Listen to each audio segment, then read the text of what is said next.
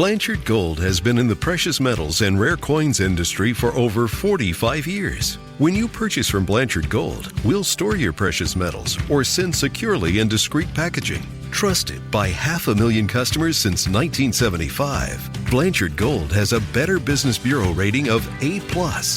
Buy today and use promo code FREESHIP to receive free shipping on any order. That's promo code FREESHIP to receive free shipping at BlanchardGold.com. That's kind of important. R&R looking lovely tonight. Mark Sanchez, good to see you. And remember, the Super Chat is open. It is a wonderful way to support what we do on this show on a nightly basis. So thank you so much. The Wheat Queen, Manitoba Becky. There she is. Richard Elmore. Thank you for joining us. We are going to have a great night, people. Great night. Super Chat is open. The store is open. By the way, for those having troubles buying swag, I am working on it. It's a WooCommerce issue. We are working on it right now, so I did inquire. So I know there's a few of you who want to get some stuff, and you haven't been able to. We're going to try and fix it. Typical Watch, how are you? By the way, all right, we all know what's going on in the world right now between Russia and Ukraine, them Russian bastards coming after us. Yes, I'm Ukrainian. Yes, my great-grandfather's brother was killed by the Bolshevik Revolution. I'm a little pissed off right now, but that's okay. Today was a big day in Canada, too. The Emergency Act is gone. Do me a favor. Horns up.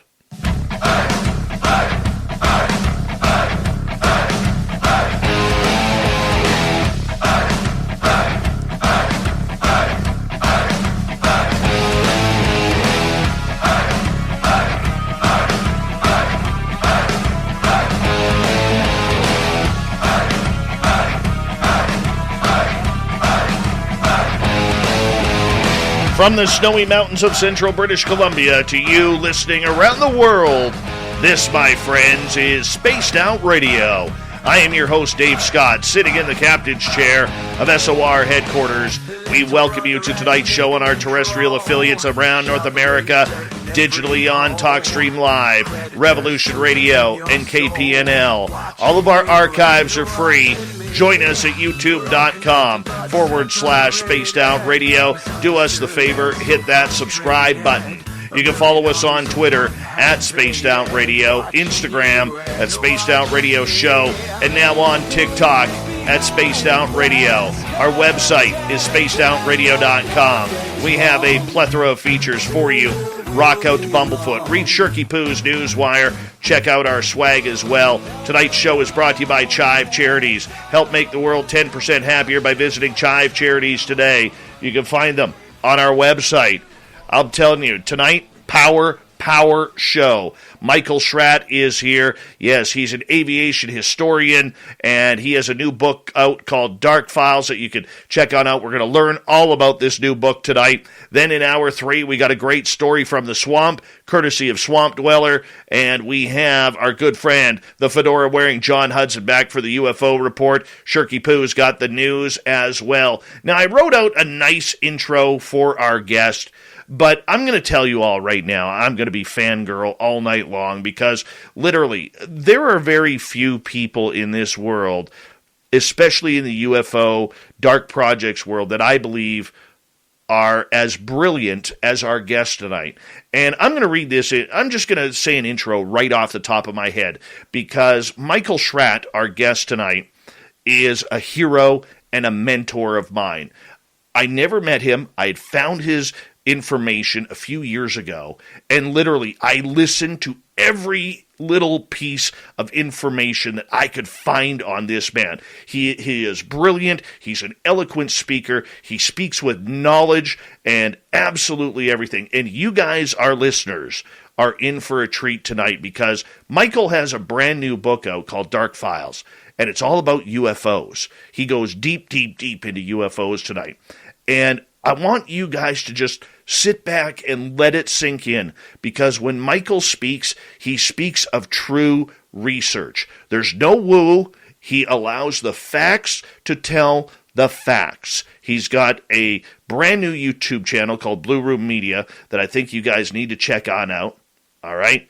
It is worth the subscribe. Michael is there are not enough good words to say about our guest tonight. Michael Schratt, I know you don't take compliments very well, but I'm telling you, that one was from the heart. It's the way I feel about you. I've got to befriend you, and I take that very seriously. Thank you again for coming back on Spaced Out Radio. How are you?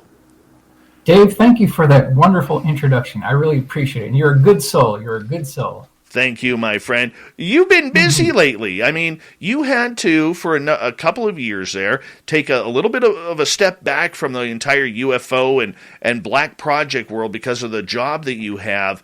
I believe it's in the aviation industry, and we don't need to talk about that. But now you're back with a brand new book that we're going to get into.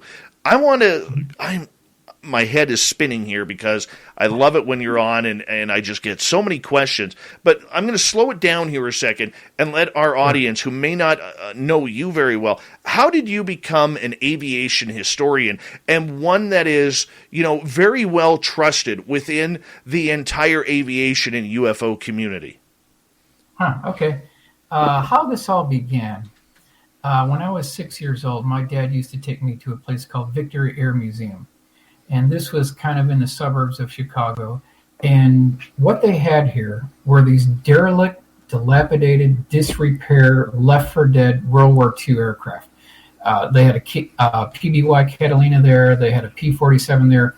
But the aircraft had this ghostly aura about them. They just had this mystique about them because all the tires were flat. All the paint was chipped. The windows were cracked and opaque. There was weeds growing up through the wheel wells. And that's what started my interest in aviation. That's what really started me on my path. This is from a very early age. So my whole life has been a crusade about aviation. And then living next to Oshkosh, which is the world's largest air show, I had the opportunity to be only 2.5 hour drive away. So I went to that for like 30 years in a row. And it just kept building from there.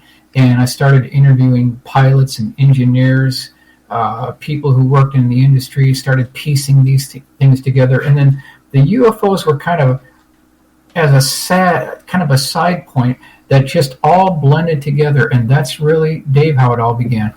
Wow. I grew up at the third biggest air show in the world, which was the Abbotsford International Air Show.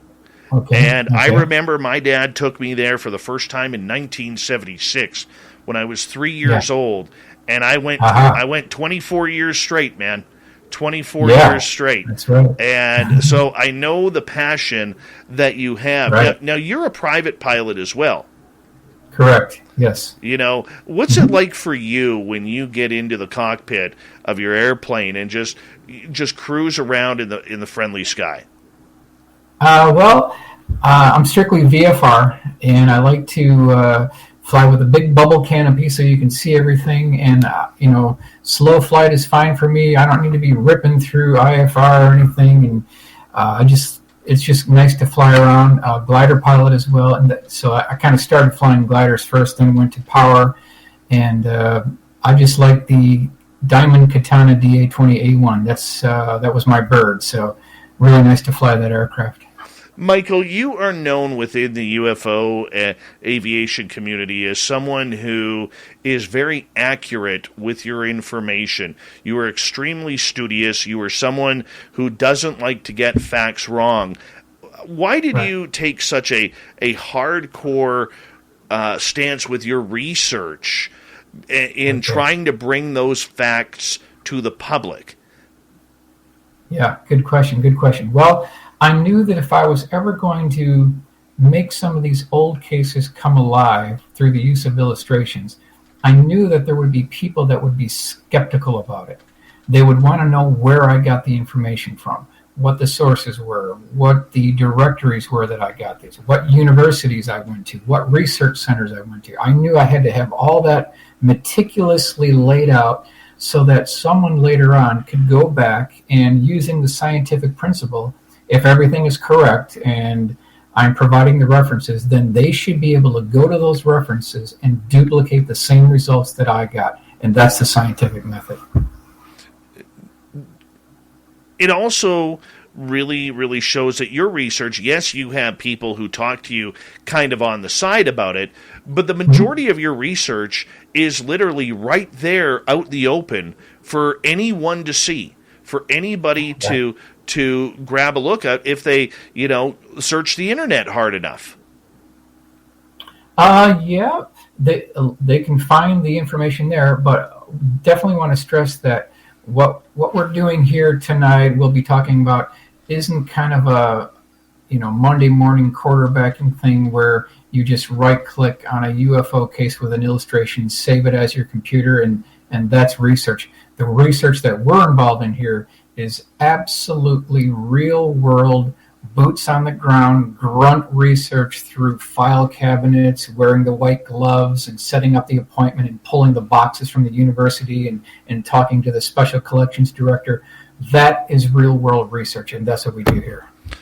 I mean, that is absolutely amazing. Mike, for you, your love of aviation and your love of everything that's happened, how did you turn the corner into the black projects, like what replaced the SR 71 or other projects that have kind of, gone astray financially, as well as UFOs? What brought you down that path? Well, being at Oshkosh, and just kind of asking around, one thing led to another, but I've always had a passion in aviation. And the UFOs just kind of all blended together there. And I'll never stop doing aircraft research, but I'll never stop doing UFO research either. So they're always going to follow this parallel path, actually. That is absolutely amazing. The fact that you have the ability to be able to blend both. What is your favorite? Is it UFOs or is it the secret aircraft that the U.S. government could be flying? It's both. It's both.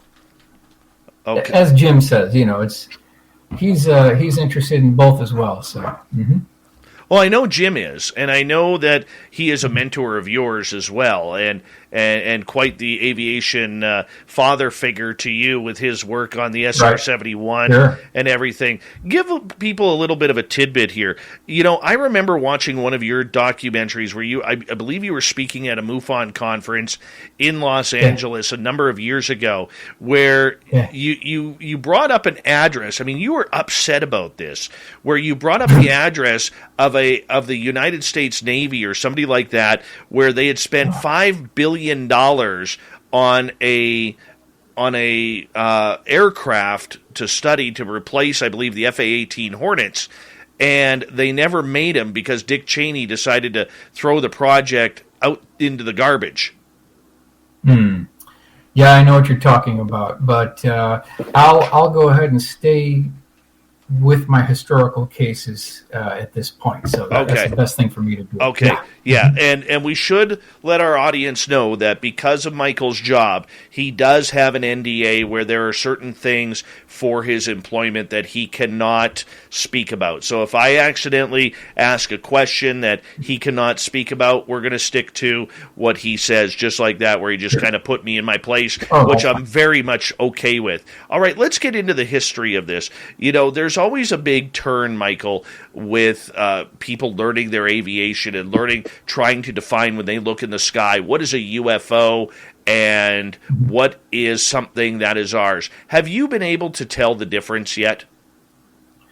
Well, I actually wrote a white paper report discussing just that. And if we go along through some of these cases tonight, Dave, what I keep on finding is these patterns that just keep on coming up.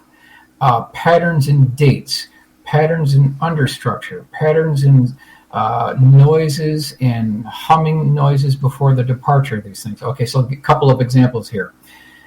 January 5th, 2000, the Belgium Triangle, multiple, even Hudson Valley Boomerang. We keep hearing these reports of tubes, pipes, and cylinders on the bottom of these craft. It just keeps on popping up. And then we hear reports of prior to departure on a lot of these vehicles, there is this strange high-pitched drilling noise. That is something that keeps on popping up. And then we also hear, Dave, and we hear reports of people who, when they see these things, there's always, in many cases, prongs or protrusions sticking out of the top of these craft. And that's something that is common within a lot of these cases as well. So that's just 3 quick examples of the things that I've seen going through these cases. Wow. I love the patterns. I in journalism, Michael, as Jim Goodall has jumped on in here too. The grandfather, the granddaddy, he looks like he was in the hot tub right before coming in here, No, I wish I was, but today was just a weird day all the way around. Well, we're glad you're here, my friend. Good to see you, Jim. Good to see you, Jim. Too. Yeah. And I'm enjoying your book, Michael. Oh, thank you. Yes. Yes, and I put it on the internet, so people, I keep sharing it, so it's getting some exposure. That's good. Thank you, Jim. Thank you. Hey, you trimmed your beard there, Mr. Scott. Well, I did a little bit, and I didn't trim the hair, though. I pulled the hair back tonight. So you haven't lost any of your strength? No, I have. I'm still Samson of the radio. That's for sure. Oh, okay. I want to ask Michael here. I love it when you talk about these patterns, these protrusions that people are seeing, because as a journalist, one of the things that I was taught was how to read between the lines. And when you read between the lines, that's where the true story really unfolds. Yeah, Do you find that with the patterns of these UFOs as well? I absolutely do. And I think it's all connected because you've got different locations, you've got different times, and you've got different people all reporting the same thing. So when you put that together, now you're starting to put this patchwork together and you can fill in the blanks on this puzzle. 61 stories that you have been able to compile for Dark Files, a pictorial history of lost, forgotten, and obscure UFO encounters. What do you like about the obscure encounters more so than the ones we hear of every day? Yeah, I like to dig real deep, and I'm talking about real deep, going into dusty, dark, old, decrepit research centers, and then pulling out file cabinets and manila folders that are all coffee stained and completely dog-eared, and then pulling out these old files where you discover this fantastic sketch and a 3-page report and something that has a flight path report.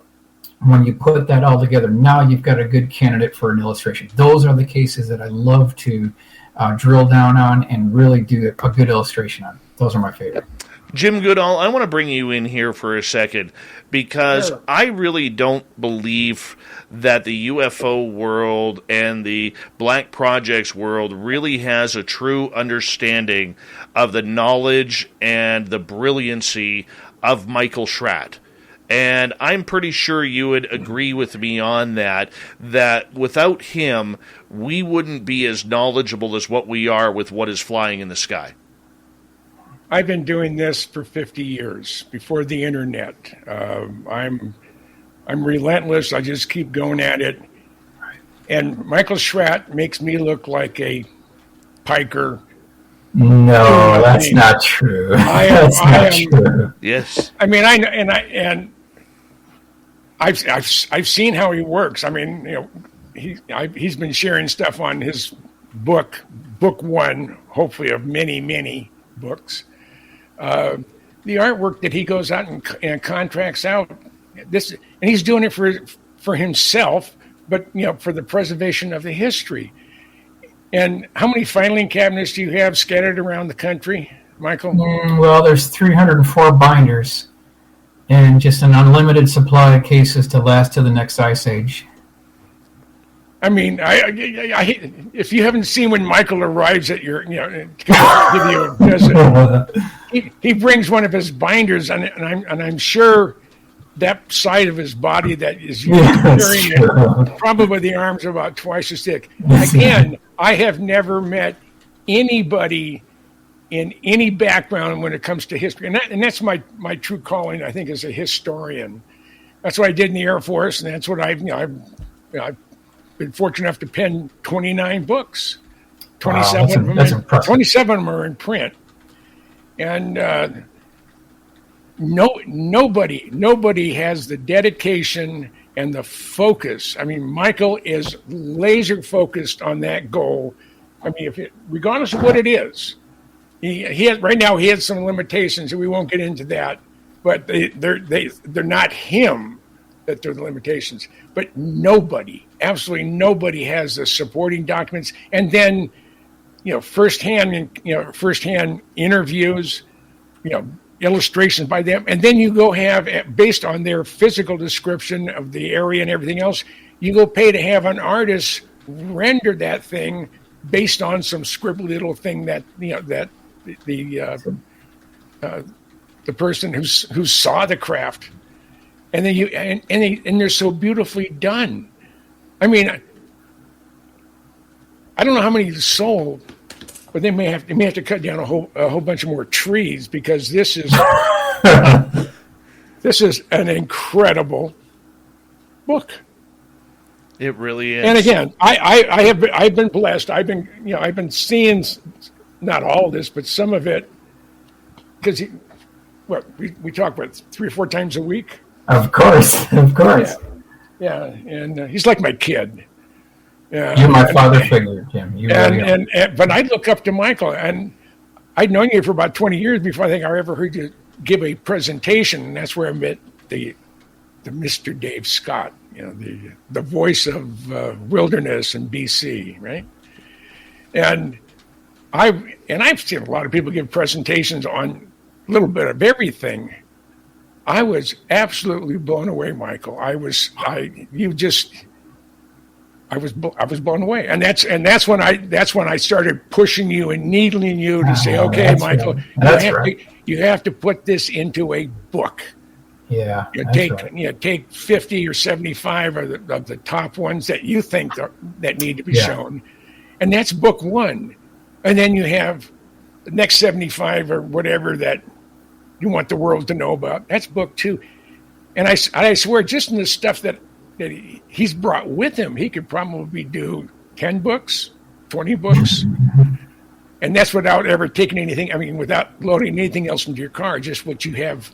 And your mini excavators, compact loaders, and skid steers just got a lift. MC Mobile from Topcon is a complete compact workflow package offering you the precision of traditional large machine control in a 3-in-1 solution. You can now check grade, create designs, and self-perform site layouts without staking, making your compact equipment and your operators more productive, more accurate, and more cost-effective. Put MC Mobile to work for you. Learn more at mymcmobile.com. Millions of Americans are getting back to work. CareerBuilder calls it the Great Rehire. And we want to help you get the best jobs before everyone else. CareerBuilder gives you the competitive edge to get the job you want, at the salary you want, with the benefits you want. We even send job alerts, so your perfect job lands right in your inbox. Go to CareerBuilder.com today, or get left with whatever jobs are left. Find your next job fast at CareerBuilder.com. Your 1-3-wing binder, it's this thick. If I look a little bit frazzled, my wife went through radiation treatment tonight she has brain cancer, but it's a small one, and it was very successful. Good. She freaked out yesterday, and she has another one. She has one tomorrow night and also Friday night. So 15 minutes. Okay. And that's still rough, man. Let's give her some prayers from all of our audience, and we'll send some love and energy that way, Jim. That is for sure. Yeah. Michael, you know what? We've only got about 2 minutes here before we got to go to break at the bottom of the hour.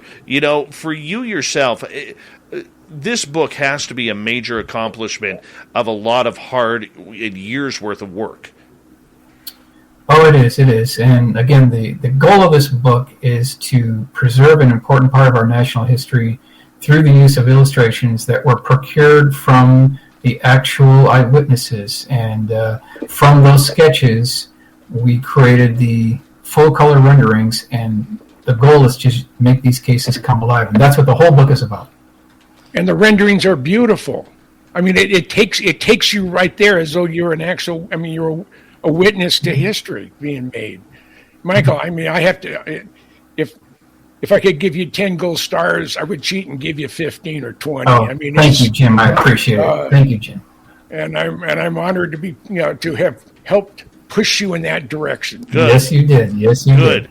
He needed a good butt kicking over that, Jim. He did. Absolutely. Absolutely. You know what? And I fully agree with you on that, because Michael's knowledge, and we're going to get into this book heavily in the next half hour of the show, but Michael's knowledge and the way he is able to describe and dig up the facts on all of these cases are phenomenal. He doesn't tell you what to believe. He doesn't tell you or take you down any dirt roads that have no exit to them. He takes you just where the facts lead him. And that's why, if you're going to add any book to your UFO collection, you can go to Amazon and click on Dark Files, a pictorial history of lost, forgotten, and obscure UFO encounters. It is one for your library, that is for sure. It just came out on February 8th, and I'll tell you, for 126 pages, that is going to make your brain hurt. It will. It will make your brain hurt with that amount of information shoved into. In a great way. In a great, great way. That is very right, Jim. We have the legendary Michael Schratt here on Spaced Out Radio with the godfather of military aviation, Jim Goodall, hanging out on the side. Spaced Out Radio continues with Michael Schratt right after this on the mighty SOR.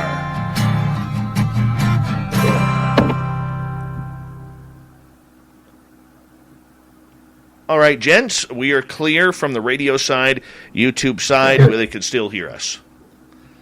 I was delighted when I saw here.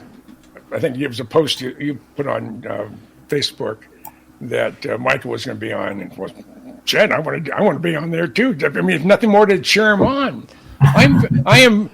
If you were my kid, I would be so proud of what you have done. Really? Wow. Yes. No, I mean, You're so nice, Jim. You're so nice. There are so many people. Well, I want to write a book someday. I want to write. Well, get off your ass and write it. Or Right. get someone who has a big foot and keeps kicking you in the butt and say, "Hey, move on." You may not have a high regard for yourself at times, but the UFO world does. I mean, I mentioned my friend Michael Schratt. Oh, Michael? Yeah. I said, oh, I'd love to have him on my show. I said, well, I mean, and it's universal.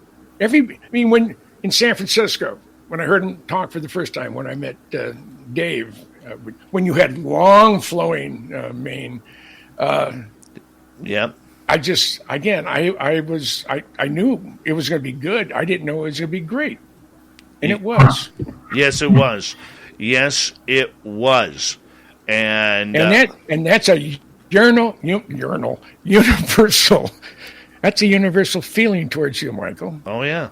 That's good to hear. That's good feedback to hear. I got to show you guys something. We just created this on our Spaced Out Radio store tonight. Team Lazar T-shirts.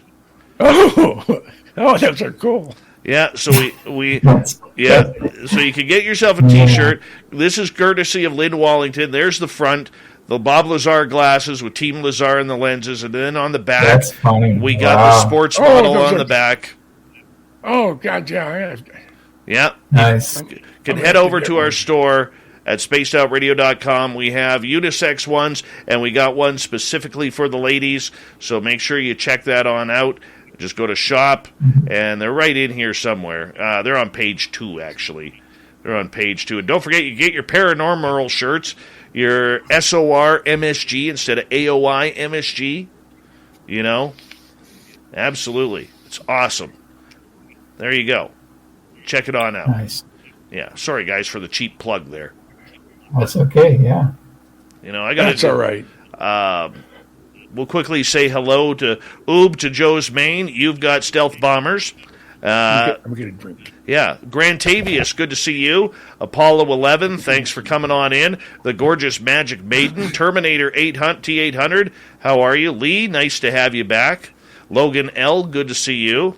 Yeah, there's some love for Michael right there. Big J, what's happening, man? Moonlight, how are you? Thanks, Kevin, for coming on in. And who else is joining us here? Let's see here. Pretty much got everybody here. We will take Rhea. Thank you. I know you're new here. We'll take your question in hour 2. So just if you don't mind reposting it, then that would be wonderful. And then I will get that to Michael for you. Coyote, good to have you back, man. Thank you for coming on in. The gorgeous Marie from L.A., thank you for joining us. The stunning Kathy Splash, welcome back. And I hope your Kegel exercises were good. Apparently they were, according to her note. I just repeat the shit. Michael Darling, welcome back. Lord Vintage Beard, how are you? Thanks for coming on in. And there we are. We're caught up now. We are totally caught up. All right. We got about a minute and a half here, boys. Minute and a half. And by the way... Have you nailed anything down on it about April? Well, yes. I was actually just going to mention it. Jim Goodall and Michael Schratt will be attending the Spaced Out Radio Fan Party in Las Vegas, April 22nd to 24th at the Golden Nugget in Vegas, and they will be a part of the Saturday live show that Lynn Wallington will be putting on, and that's the only thing we're charging entry for. It's $25 to get in there. $25. That's nothing for Vegas. That's literally one chip at the blackjack table. That's it. All right? They're going to be speaking. They're going to be hanging out with all of you guys. They're going to be chatting with you. If you guys are there in Vegas, we got 31 people, 31 fans so far committed to going. I know there's about another 20 more that are just waiting on things. I know, like, Enzo's going to be there. Dirty Filth is going to be there. And many, many others are coming. And we're going to make it happen. And it's going to be great, and there's so many more people. I think George Knapp is going to be there. I believe Science Bob McGuire is going to be there. Lorian Fenton, Melinda Leslie, Nicole Sakic is going to be there, and it's going to be great. And let's see. I think we're going now. Here we go.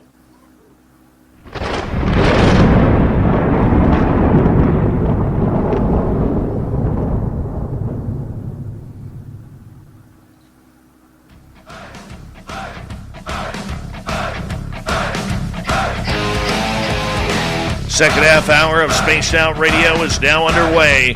My name is Dave Scott. Thank you so much for taking the time to join us. We really do appreciate it. I want to remind you that if you missed portions of this show or others, check out our free archives at youtube.com/Spaced Out Radio. Do old Davey the favor, hit that subscribe button. Our website is spacedoutradio.com. We have a plethora of features for you. Rock out to Bumblefoot, read Shirky Poo's Newswire, check out our swag as well. Follow us on Twitter at Spaced Out Radio, Instagram at Spaced Out Radio Show, as well as TikTok at Spaced Out Radio. Literally, one of my favorite people in the UFO world, Michael Schratt, is here, along with another living legend, Jim Goodall. As Michael has a brand new book out, which is called Dark Files, a pictorial history of lost, forgotten, and obscure UFO counters. This is 61 fully illustrated cases that he has studied, all jammed into 126 pages. You go onto Amazon, type in Michael Schratt or Dark Files, a pictorial history of lost, forgotten, and obscure UFO encounters. You will find it. It is worth your library time and your reading time, wherever that may be. Michael, thank you so much for coming in. Jim as well. Great to be with you, Scott. Absolutely. Now, Michael, let's take a look at some of these cases here that have really set you off. Earlier you said that there were these strange patterns that a lot of the craft were having. But when people go through this book, they will also see a large number of weird, strange illustrations. When people look in the sky, we're used to seeing, little dots of light or maybe 3 dots emanating a triangle. I mean, yet the craft you're talking about are so much different. Well, the book really kind of does a deep dive into the structure of these vehicles. We talked about the pipes and the tubes and the cylinders, but what we're also hearing from the witnesses is that a lot of these craft are held together by rusty bridge rivets, and they have this armor-plated steel with seams on it. That's what they're reporting too. So in the book, I go into detail on some of those cases. All right. Is there a favorite case you have that you could share with us from this book? Oh, sure. As soon as I can figure out how to do this share screen here, we'll go ahead and start something here. So you just hit the share button. Okay, share screen. Okay. Let's see. So go here, share screen. Okay, entire screen. Share. Okay. All right, I'll add it here. Let's see. All right, so do you see this? Yes. Do you see this? You do. Yes. Okay. So Excellent. We also have to remember that our radio audience is not going to be able to see what you're putting up on screen. So we'll just try to explain it a little bit here. No problem. Okay, so let me go ahead and hit you with the sources where I got this information from so that people don't think I'm just making this out of the clear blue here. I want people to be able to reference this so that they can see this as well. So the reference for these cases is CUFO, Center for UFO Studies. That's 2457 West Peterson Avenue in downtown Chicago. All of those files, Dave, have now been moved under the jurisdiction of the David Marler Collection.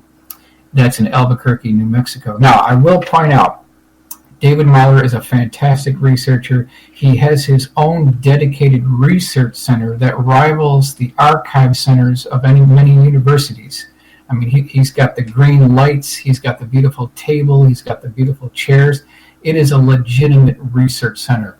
NICAP, APRO, MUFON, which is HQ now in Ohio. I always like to point out that if there's anybody that's kind of skeptical, that's sitting on the sidelines, they don't know exactly which way to go with UFOs, I would point them to a book called Invisible Residents by Ivan T. Sanderson that talks about USOs, unidentified submerged objects. And after reading that book, if you look at it objectively, you cannot walk away thinking there's nothing to this phenomenon. It's a very powerful book. Uninvited Guest by Richard Hall. Again, David Marler Collection, UFO News Clipping Service. There were some cases from the Wendell Stevens Collection, Leonard Stringfield Collection, Gray Barker UFO Collection. That's Clarksburg, West Virginia. And then just good old-fashioned boots on the ground research, Dave. That's how I got the information. Very cool. Very cool. And out of those studies that you were able to get those, was there more in there, say, for MUFON than New Fork or any of the other groups? Like, did you focus on... It was all spread out. It was all completely spread out, somewhat sporadic, and that's why it took so long, because what I would generally do is I'd call Mark Rodiger, send him an email, and I'd set up the appointment. We generally do it like on a Sunday afternoon. I drive an hour to get to downtown, and then I spend the next 4 hours going through the file cabinets. And the manila folders were packed so close you couldn't put a razor blade between each manila folder. That's how packed these cases were. And someone had to go in, someone, crazy, to go down into these archives and these manila folders and physically look through all 60,000 cases. That's what it took to dig the information out. So let's go ahead and hit you with the first case here. Now, This is an APRO file. And what we're dealing with here, ladies and gentlemen, this is February 3rd. I'm going to give you my sources here. February 3rd, 1983, Mobile, Alabama. Primary eyewitness is driving down the road. It's about 9 p.m. She had just finished a dinner engagement. She's on her way home. And she hears this big booming noise. It's so large that it vibrates her car. She thought the transmission had fallen out. So she's pulled off to the side of the road. She stopped the vehicle. She opened up the car door, got out of the vehicle, looked under the vehicle, thinking that the transmission might have fallen out. That seemed to be okay.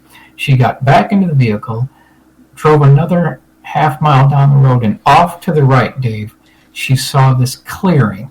And within the clearing, there was this lighted craft that was about, you could estimate, and we've got the report here, they give you the numbers here, 210 feet long by 80 feet tall. It looked kind of like a ball in front with a tapering wedding cake as it went back toward the aft end of the craft itself. Now we'll start at the upper section of the craft, and everybody can kind of follow along with their imagination here. The upper section of the craft had this very interesting transparent section that wrapped around the forward 1/3 of the craft. Now, behind this transparent wraparound curved window, there were these interesting humanoid-looking beings, according to the eyewitness. She mentioned that they were about 5 feet 10 inches tall. They were humanoid-looking. They looked like they were moving around in this sterile environment, antiseptically sterile environment. They were wearing these one-piece, tight-fitting white flight suits. Very interesting. Now, below that section, there was another wraparound transparent section that was just slightly shorter than the one above it. Below that, she said that there were all these porthole windows in this craft, and she could look through one porthole window all the way through the craft and through to the other side. Very interesting. Near the midsection of the forward part of the craft, there were these 6 foot by 6 foot boxes that looked like sand boxes, and then protruding. Here's this first case now of these protrusions that looked like pipes, and they were about 5 feet in diameter with a 2-inch wall. That's what she described. Now, she didn't know if they were guns, cannons, but she didn't think so. That was just kind of the first impression. Now, below these sand boxes, there was a door, is what she said, a door closing from right to left, and on this left-hand wall of the craft, within this door, she saw a wall that was comprised of tubes, pipes, and cylinders and silencers. Dave, in many cases, these eyewitnesses reported that it looked like it came from a Midas muffler shop. That's what they're describing. Very strange configuration. Now, she also said that somehow, the only way I can figure out that she saw this is if the craft was actually tipped up slightly. She said that there was an asphalt road leading into this craft. And this is all in the book, Dark Files. And, I also want to talk about the YouTube channel as well, Blue Room Media. We've described this case in here. Now, below the craft itself, there were these 2 gondolas that were transparent, and it had the same 5'10" humanoid-looking beings wearing these one-piece, tight-fitting white flight suits, and the top portion of the gondola was connected to these very interesting 12-inch by 12-inch highly polished mirror reflective devices, and there were about 1,000 of them that were grouped in a cross on the bottom of the craft. And again, this is 210 feet long by 80 feet high, February 3rd, 1983, Mobile, Alabama. Wow. Have there been other reports of this same craft, or is this a one-off? This is a one-off. Yeah, this is a one-off. Now, I should also mention that she was close enough to look through these porthole windows, and when she did, guess what she saw, Dave? Guess what she saw? Tell me it was aliens. No. She said it reminded her of an East Coast shipping yard. Yeah. Where they were laying the keel of a battleship, and it had all these bulkheads, and she could look through one part of the porthole all the way through these bulkheads to the other side, and she said on the exterior of the craft, it had rivets fastening this whole thing together. When I hear of rivets, Michael, I think man-made. Yeah. I really do think of man-made. So do I. Could this be, and maybe, Jim, I might have to defer this question to you, but when you see a craft like this, Jim, do you see something like this when rivets are spoken of, that this could be some sort of test-like program just to see if it flies?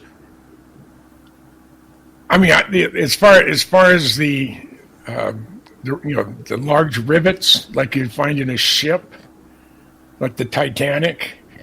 I don't know. It's the configuration itself is unusual, and like say, it's the only ones. My question: How does the person know that they're 5'10"? I just caught me as funny. That's all. Oh no, I got you, and I've got that for you right here. The source is April Bulletin, Volume 32, Number 2, 1984. They discuss the beings. Wow. Mm-hmm. So these are the original sketches that were used to create the full color rendering. That was done by John McNeil. So this is one of my favorite cases because you're right, Dan. This is a one-off. Are there a lot of one-offs like that, Michael? Yeah, there are. Now, these one-off, they share features and components of other craft, but the configuration is a one-off, yes. I'm just amazed by all the window holes. I mean, Yep. are those window holes, or are they something different? Those are, Gun no, those ports. are porthole windows, yes. Mm-hmm. Amazing. For rowing. Yeah, no kidding. No kidding. Have the drum up here. Boom, boom. Yeah. All right, so let's continue moving on here. Now, this Please. is the time frame here is late 1958, Guantanamo Bay, Cuba. We're talking about the USS FDR, and before we even begin, we should always mention that the USS FDR had a history and pattern of either USO cases, unidentified submerged object, or plain UFO cases. For some reason, this aircraft carrier had an unprecedented amount of UFO encounters, and it might be because this was the first aircraft carrier to carry nuclear weapons on board. And we'll go ahead and dive into this case. Now, I spoke to the primary eyewitness. His name is Chester Grzinski. He was on the aircraft carrier when this actually took place. He's no longer with us. Sighting report filed August 8th, 1970, and he has an original sketch of what they saw. So let me set the scene here. It's around 9 p.m. at night, and all of a sudden there is chaos below decks. There's swearing, there's chaos. Guys are trying to climb up ladders to get up to the flight deck, and people are tripping over themselves, and it's just an absolute chaotic scene. They are rushing to get to the top of the flight deck. Now, when they got there were at least 25 naval personnel, including Chester Grzinski, who saw this yellow light approaching the aircraft carrier. Now, as it got closer, Dave, this thing was not just a yellow light. This was, in point of fact, about a 200-foot long cigar-shaped craft, and we've done I'll give you a little bit better of a view here. 200-foot long cigar-shaped craft that had these rectangular windows, and in back of these windows, Chester said, and the other witness, they said that they saw humanoid-looking beings that were walking back and forth through these windows.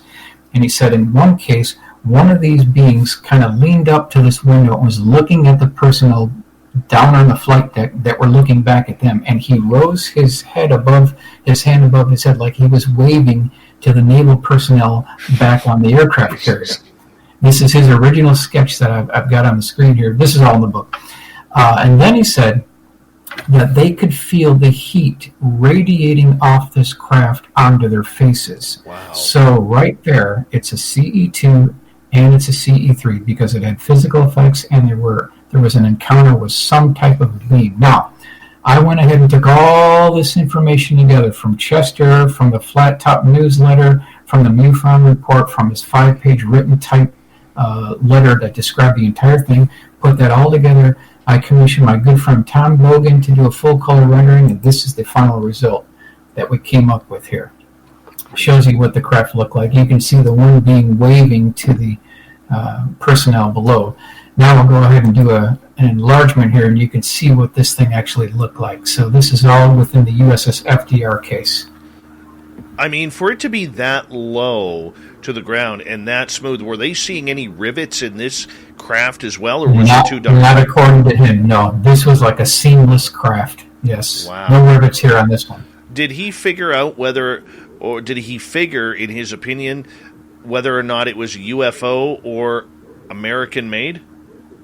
Well, what I can tell you is when this case concluded, they had members of the intelligence community pull the logbooks of the aircraft carrier for that particular incident, and the excuse that they used to come on board is quote-unquote gambling below decks.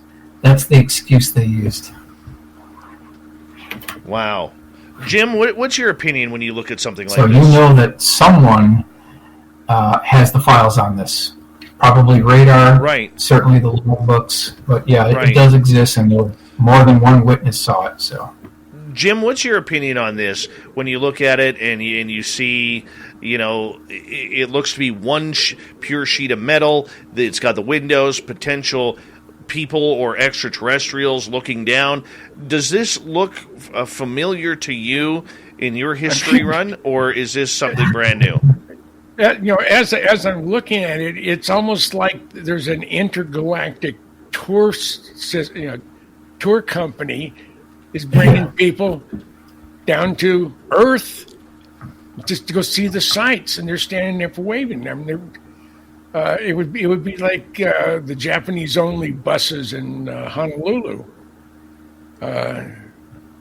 It just sort of reminds me of a bus or a train, but the windows are big enough so it would be give you a lot of view of whatever you're looking at. You can look up, down, almost straight down because a little bit it looks like they're curved. So I would say this is a tour operation for somebody, not from here. No, that's not from here. I am really surprised, Michael, that he was able to speak about this, because usually an event like this would be flowing with NDAs. Mm-hmm. I know. A lot of people have tried to get dead on this, and they've all pretty much been unsuccessful. They try to sweep this stuff under the carpet. And like I mentioned before, they did have personnel come on the aircraft carrier. I assume they pulled all the logs and any kind of radar tapes that were created. They've got it. So, and this is all from Chester Brzezinski. He was mentioned twice in a kind of an internal newsletter called the Flat Top, because they have a newsletter for the aircraft carriers. That's what it's called. So there's 2 articles plus about 2 other newspaper clippings. He's been interviewed before, and I did speak to him on the phone once, and that was it. But yeah, it's a really good, solid case. I want to ask you regarding this, Michael, with this case, could this be the reason why we now hear of many types of encounters where they are hustling seamen and sea women down underneath so they can't see anything, so that way they don't have anything like this happen again? It's a very good question. Yeah, if you think about it, that's what they would want to do, right? Yeah, I agree with that. What do you think, Jim? I don't know. I just, I'm a hardware guy. That's where I come from. I'm machines. Planes, trains, automobiles, fast cars, and. But wouldn't you like to drive something that has zero source of propulsion on the outside of it? I mean, it would be a kick in the butt. I would just be able to. I want to go to. Hey, let's go to Saigon and have dinner. There, you're there. Or no, I'm gonna go to Antarctica. Let's go down some of those dry valleys and maybe get out and go for a walk. I mean. You're romantic. And you do it instantly. Well, you're very romantic that way. I'm Sicilian. I am mostly Sicilian. My mom was 100%. Very nice. With this case, How long did this sighting happen? Was it just like worth a minute? Was it there up in the air 20 minutes? No, it was about 20 minutes because it had to approach the aircraft carrier. They saw the whole thing. So, a few of them before the others got there, they had seen this thing coming. What about the heat? Yep, the heat. They definitely felt the heat. Were they able to explain what it was or what they felt it was? Was it infrared? No, the report says that they could feel it on their faces. Awesome. How hot was that heat? Was it Arizona type heat? Was it, dry heat? I don't think it was unbearable, but they definitely mentioned that they could feel the heat radiating off this craft, and they mentioned that they could feel it on their faces. Were the sailors who were out inside caught in this heat, were they tested for any sort of radiation poisoning? Not that I know of. It didn't say anything in the report. Wow. And he I don't think he had any, negative physical effects at all. No, I don't think so. When it disappeared and when it moved on, Michael, as we got about 90 seconds left here tonight in this hour, did it just blip out or did it actually leave like an aircraft? Well, it kind of turned an orange-red color and then departed the area. And then a lot of times when they do depart, like a spark on a grinding wheel, they make no sonic boom. And this is long before technology here. So interesting that they can depart that way. But in this case, yeah, it turned this kind of a yellow-orange color and then departed, not quite like a spark on a grinding wheel, but kind of rapidly. I'm wondering, and I don't know if you can answer this, probably not in the report, at that time, the Navy would have had A4s, A7s, F4 Phantoms, the Phantom being the pride of the fleet, which did a Mach 2.3, I believe. I'm wondering if they had any birds in the air. Crash. Yeah, maybe. Well, I've got another case with the FDR that mentions just that, and these things were clocked going 4,000 miles an hour. 2 F4s were scrambled, and there was no contest. Wow. No contest at all. Gentlemen, I'm going to get you to hold on right there because we're going to wrap up hour number 1 here on Spaced Out Radio. You need this book for your collection. If you're an aviation fan, if you're a UFO fan, Michael Schratt, the legendary researcher. Yes. It's a beautiful book. It is a beautiful book. Michael Schratt, the legendary James Goodall, the book, Dark Files, Book 1, A Pictorial History of Lost, Forgotten, and Obscure UFO Encounters. We continue with Michael's research and your questions coming into hour number 2 of Spaced Out Radio. Stay tuned.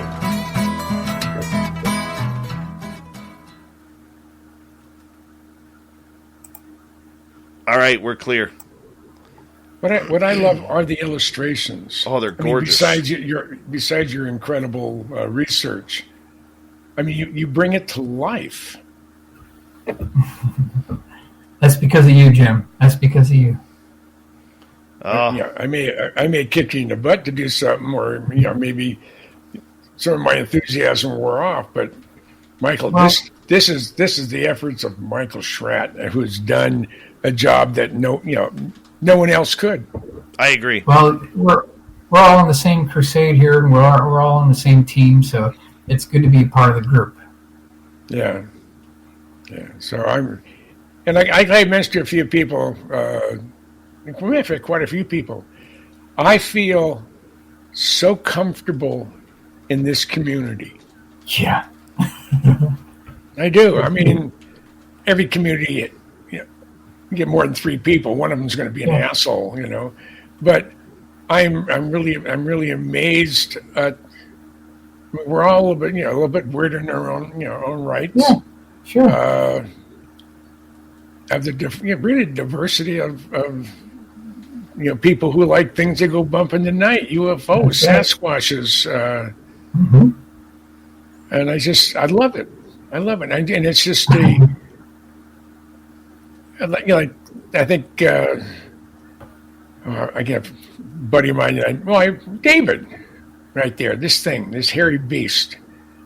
The day I met you, I think I told you, it was like meeting an old friend for the first time. I know, it was scary. It was scary. Yeah, and I don't get that from very many people.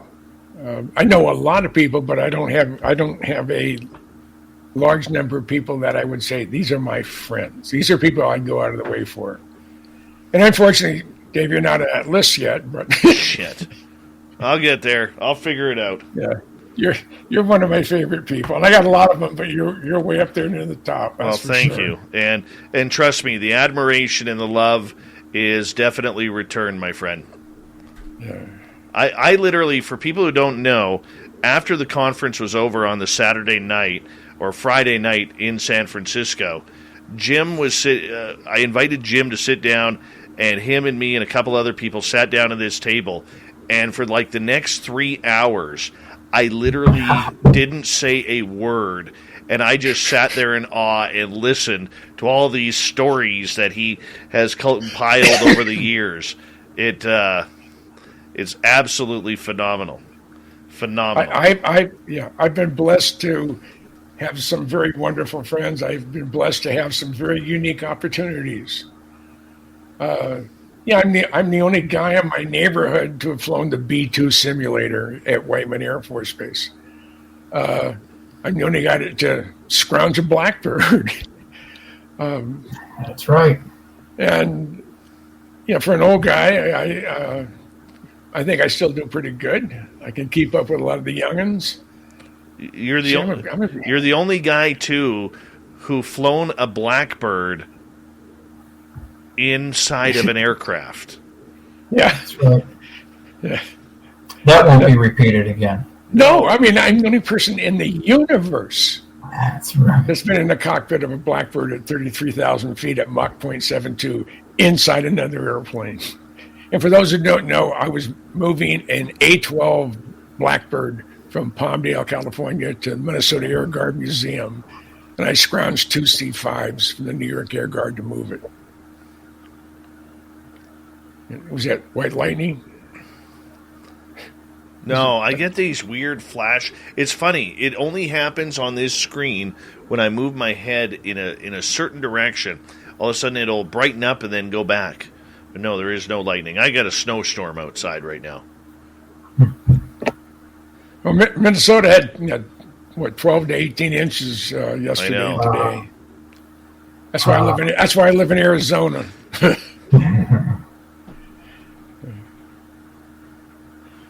Am I going to sneeze or not? Son of a gun. All right, I guess I'm not going to. Yeah. Guess it went back in. They wiped that booger out of your nose. I don't have a booger. Super Knower, I don't know who plays the trumpet music. I pulled it off of royalty-free music on YouTube. Royalty-free jazz. I apologize. I lost the link. All right. Just use your golden voice to keep us occupied. Trying. Sun Saver, how are you? All right, we got just over a minute here, guys.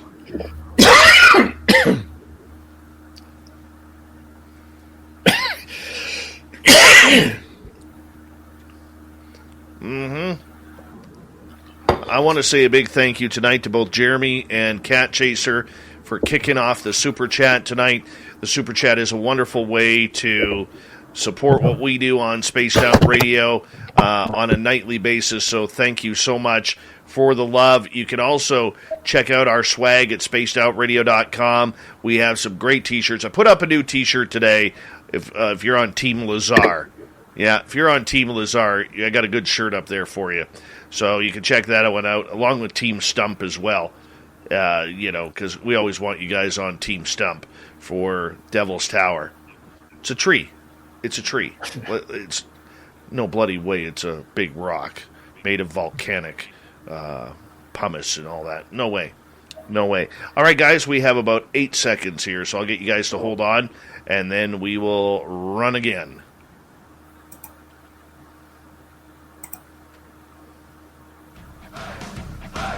You're listening to Spaced Out Radio with Dave Scott.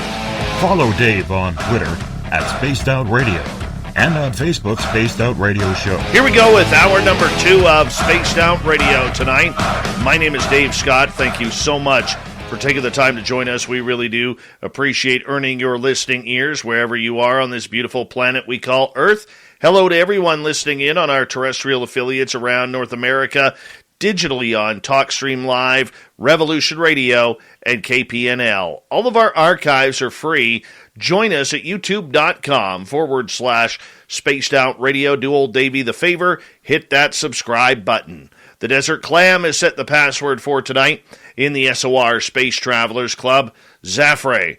Zafre is your password. Use it wisely, Space Travelers, as the Clam sets the password each and every night right here on Spaced Out Radio. Our website is spacedoutradio.com. We have a plethora of features for you.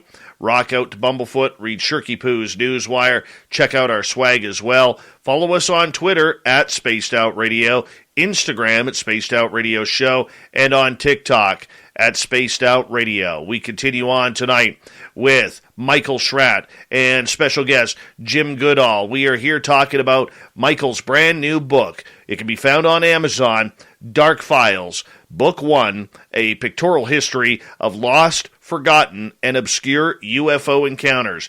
This is one, if you're an aviation fan, you're going to want to add to your library.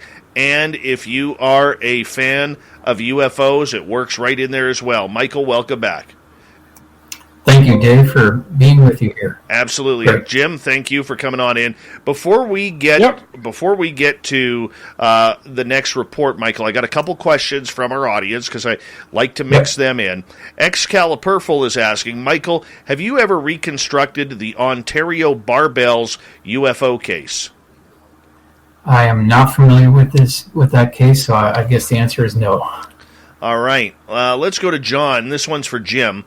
Jim, how do we get the mainstream media to talk openly about the huge number of scientifically unexplainable missing people, children, and abductions, DNA manipulation, and new hybrids, etc.? I mean, they're a bunch of lying bastards. I don't listen to the mainstream media because the mainstream media has an objective that's not truth. I wouldn't know how. I mean, it is a problem. I mean, people disappear. I mean, and there's. I was talking to a guy earlier today about he had a friend walk out his front door to go to the mailbox. His wife went out about a minute later because he hadn't come back. He was gone. No trace. No car. His car wasn't missing. Nothing. He just disappeared. And never came back. Very weird. So I mean, it is. I don't know, the scientific and medical community. We're dealing with the DNA manipulation and new hybrids and whatever. They've lost so much credibility in the last 2 years. I mean, they're lying through both sides of the mouth. I mean, I just the mainstream media is a mouthpiece for something I don't represent. So right. I don't. Well, I think that's good. I think that's good. I can rattle on forever. Well, put it this way: as a former member of the mainstream media, I never wanted to admit it until I saw what was happening up here in Canada. And I now admit that there's a problem. There's a big, big problem with the way things are being reported. But let's move on. Michael, I don't know if you're going to be able to answer this question, but if you can't, Jim can ask it.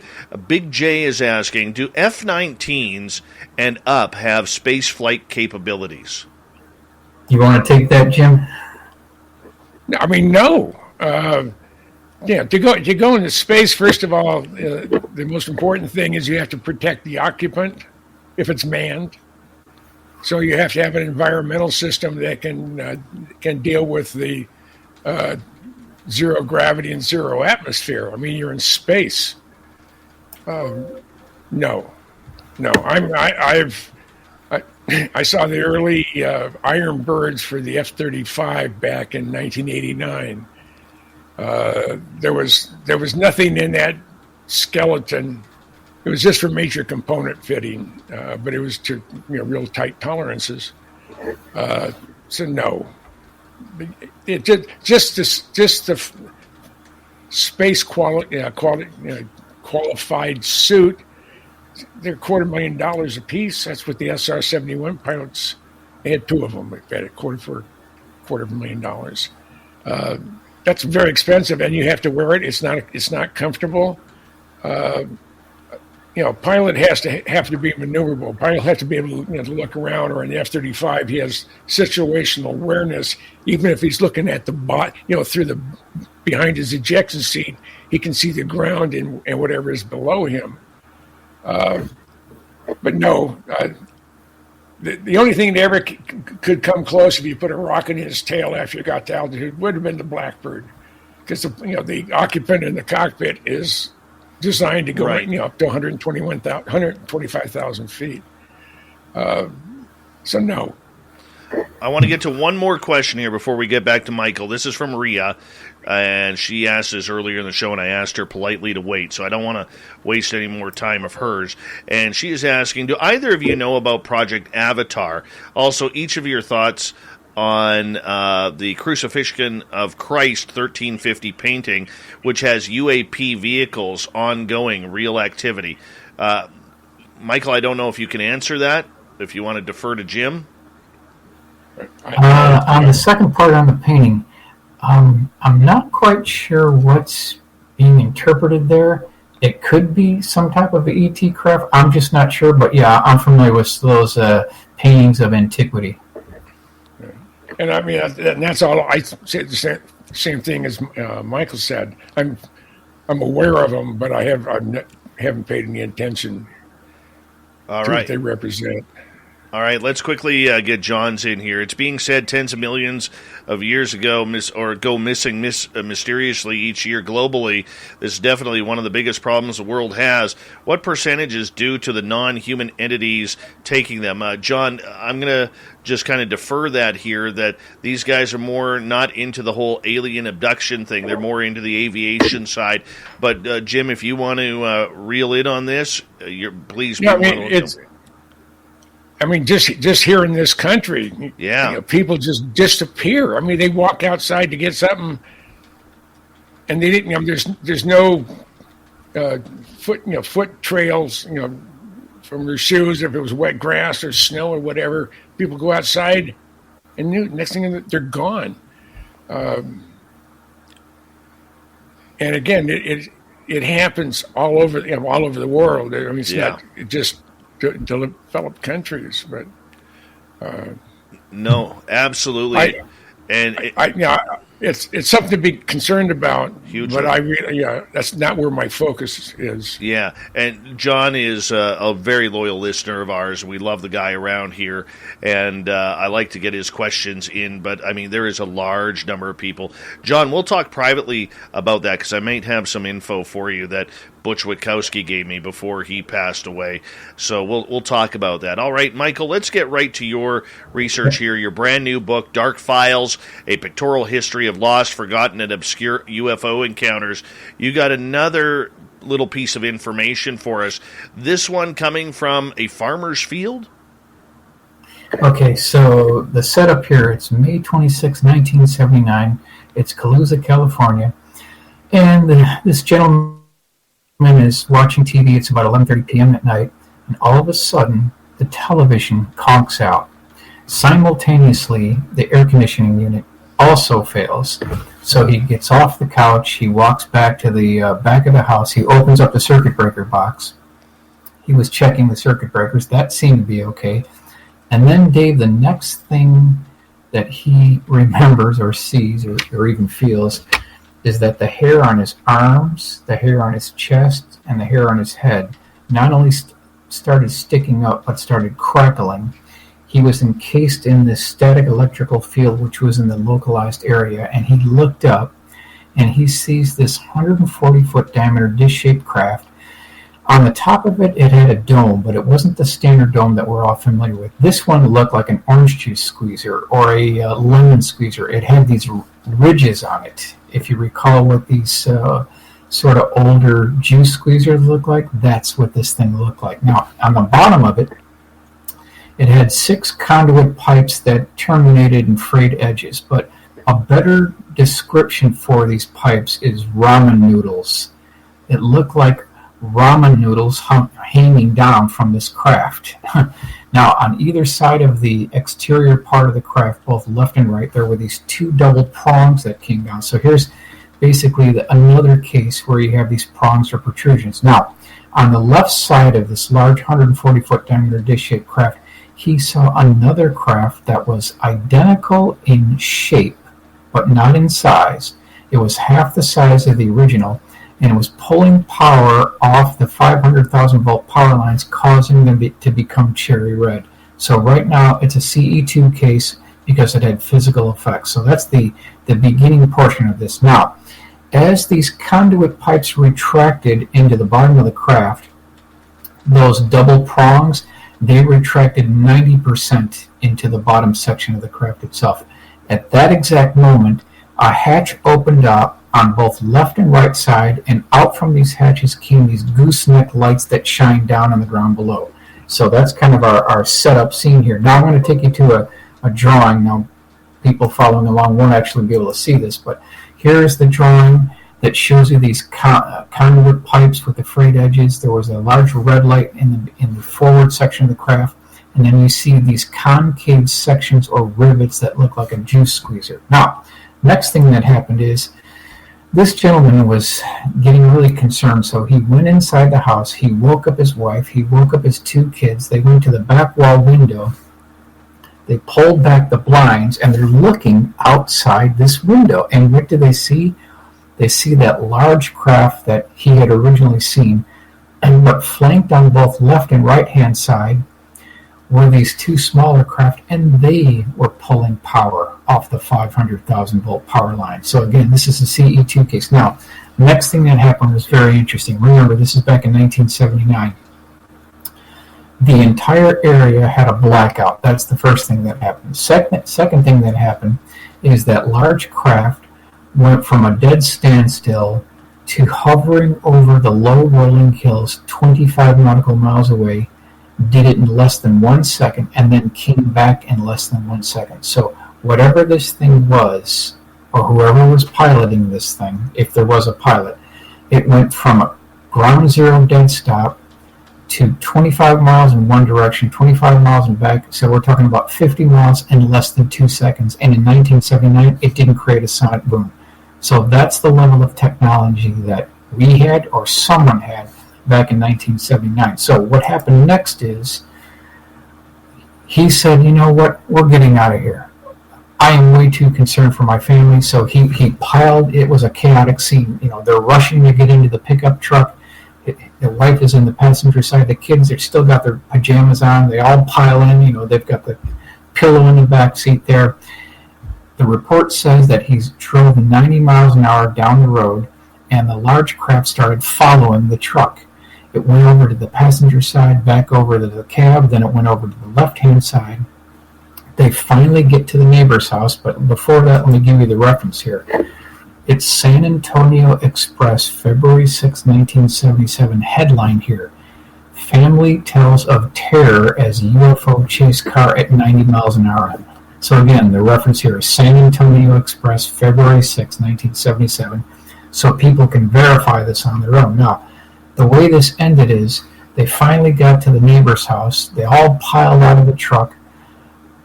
The husband banged down the door of the neighbor. Two neighbors came out just in time to see that large craft fly away. So you've got the original 4 witnesses plus the 2. All 6 of them saw the craft fly away. And this is back in 1979.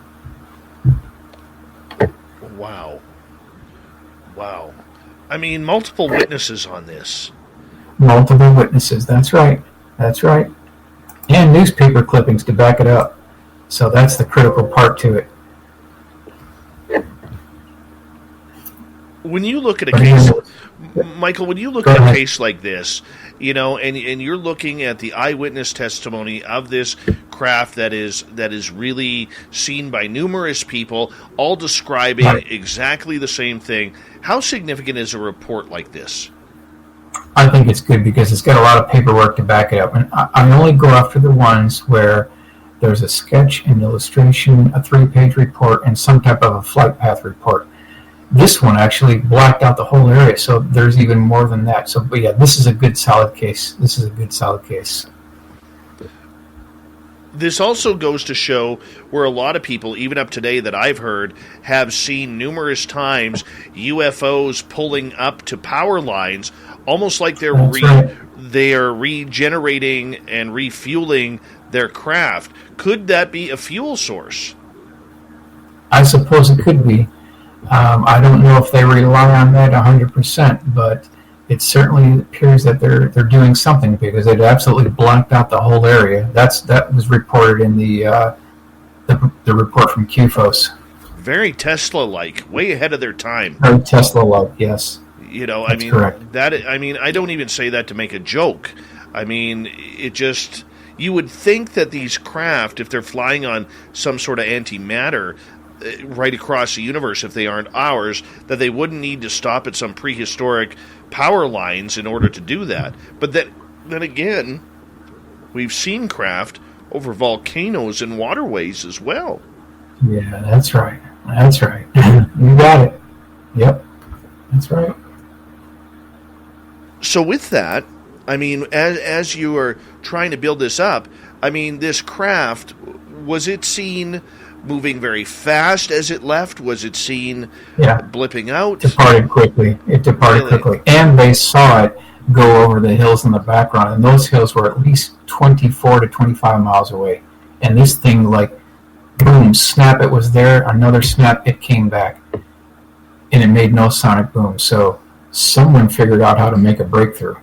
This whole sonic boom thing, this is now the third time you've mentioned this, about the sonic booms.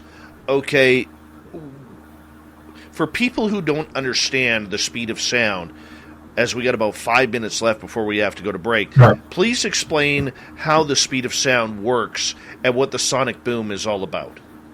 Okay, so it's dependent upon altitude. So the higher you go, the thinner the air is. So we're looking at about 760 miles an hour at sea level. And when you start getting into compressibility, that's where the World War II pilots flying the P-51s and the P-38s and the P-47s, when they started these death dives, they started running into compressibility. And so these supersonic shock waves were forming, near the leading edge of the wing, and it blocked out the tail. And so they went right in. It wasn't until they had the flying tail and the swept wings where that started to be conquered. But when you have this aircraft, basically the air cannot get out of the way in time, and you start building up shock waves. And as the craft is going by, these shock waves propagate, and on the leading edge of the nacelles and on the leading edge of the forward section of the chine, these shock waves will propagate all the way down to the ground, and that's why you hear this sonic boom. But that wasn't the case with these craft. No. So the sonic boom is more important than what we think.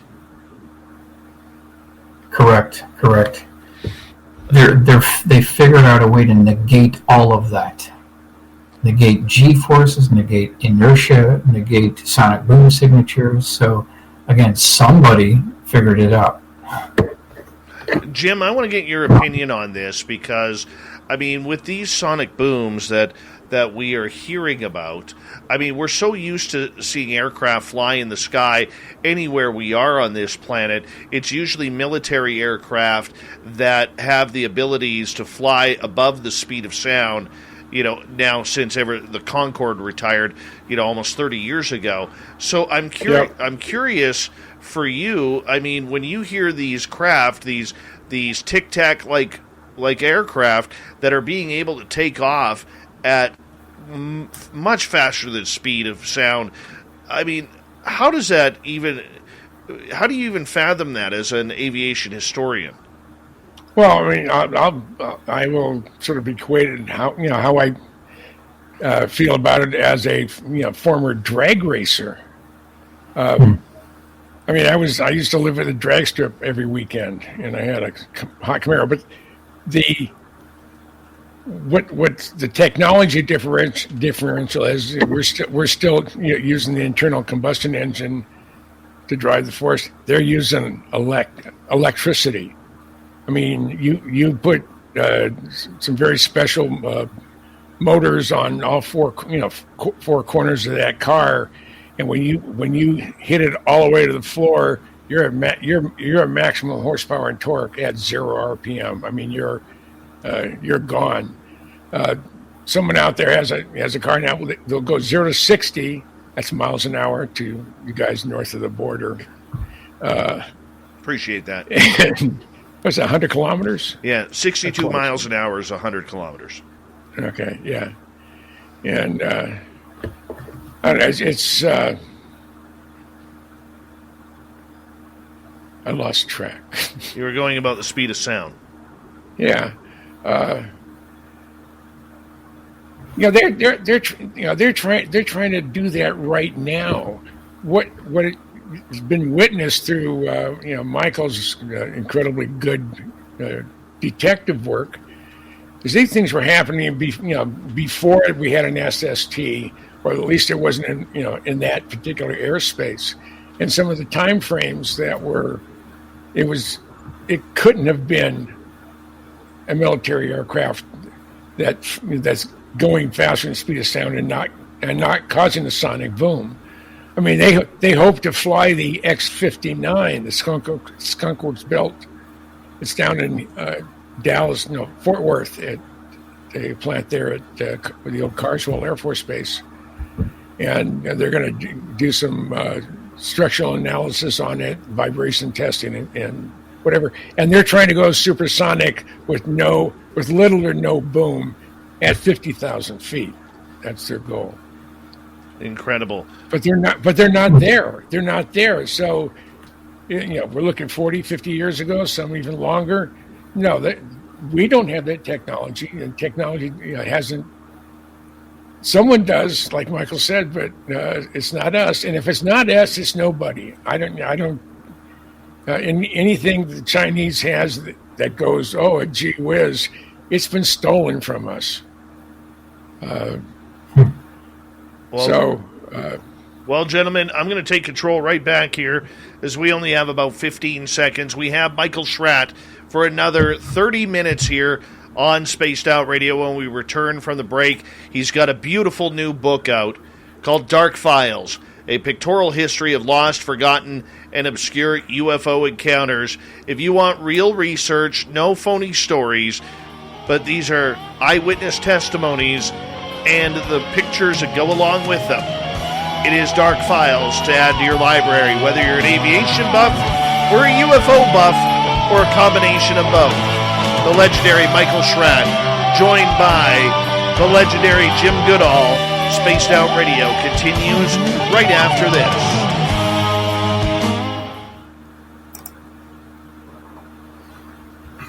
What a night for me. Honestly, what a night for me. Two of my favorite people in the UFO world and research world tonight. I feel the same. Two of my favorite people right here. Oh, God. So. I am having just the best night ever right now. I really am. Well, I mean, if I would love to join you every night. And I know, Lynn talked to me about it with her. I don't know if I can. If I'm interesting enough to to hold an audience. Oh, yes, you are. Yes, you are. Yeah, you are. I realize it's tough because, I'm just a shade better looking than Lynn, just a shade, right? But she's just as smart. Probably no, she's way smarter than me. What am I talking about? Lynn is brilliant. But I think I got the looks out of the two of us. I gave you a compliment. Like someone sent me an email and said, "Hey, if you'd a croak, who would you want that's living today? Who would you want to do your eulogy?" And I said, "You." Oh goodness, damn it! I will do that. I will do that. That is a promise. That is a promise.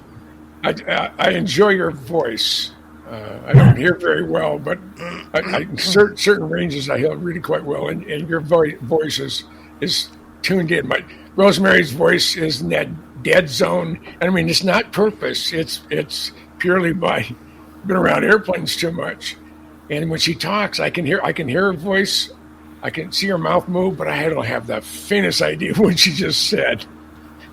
So, but yeah, your voice, that or James Earl Jones.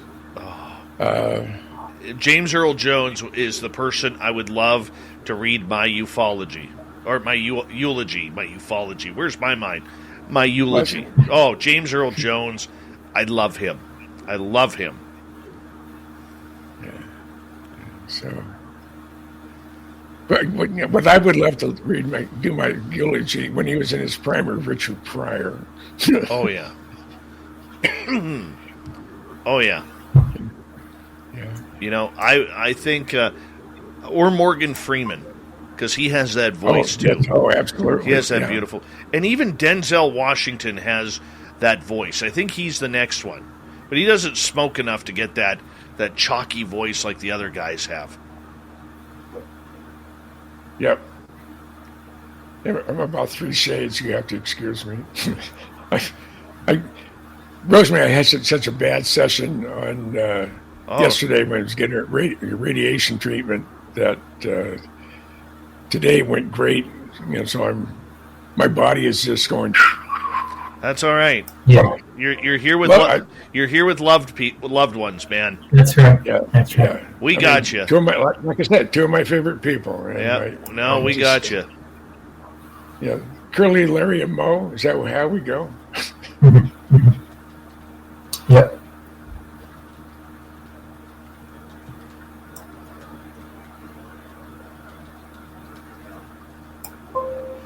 Jim, I'm happy to hear it went better today. That's good. Oh yeah, That's I really mean, good. even Rosemary said that. Of course, I gave her 2 Adderall. The doctor prescribed it to calm her down because she was after that failed thing with they try to put on his face, and it's a mask. It's like an open weave basket, and it just goes all on her face. I mean, it sucks down and it turns rigid, and they put that on you so when they zap her brain, they know exactly where the tumor is, and they go zap, and it's hopefully 3 sessions, and it should be gone. Perfect. Mm-hmm. Perfect. Yeah. We just got to say hello to Mr. Cowley. Welcome back to the show.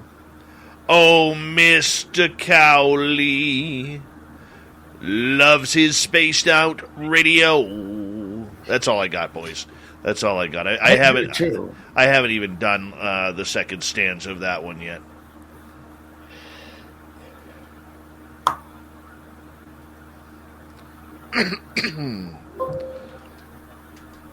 Michael, you're working on book 2?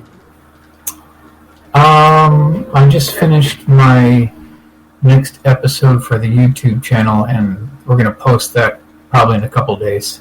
So that's what I've been working on. Okay. All right. But now you got to have book 2.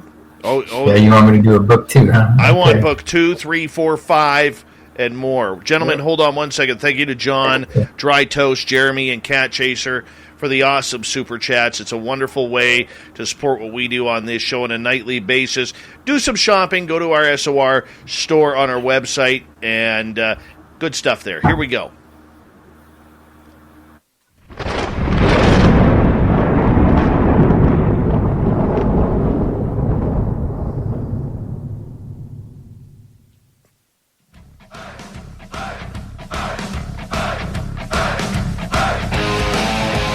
We pass the halfway point of Spaced Out Radio tonight.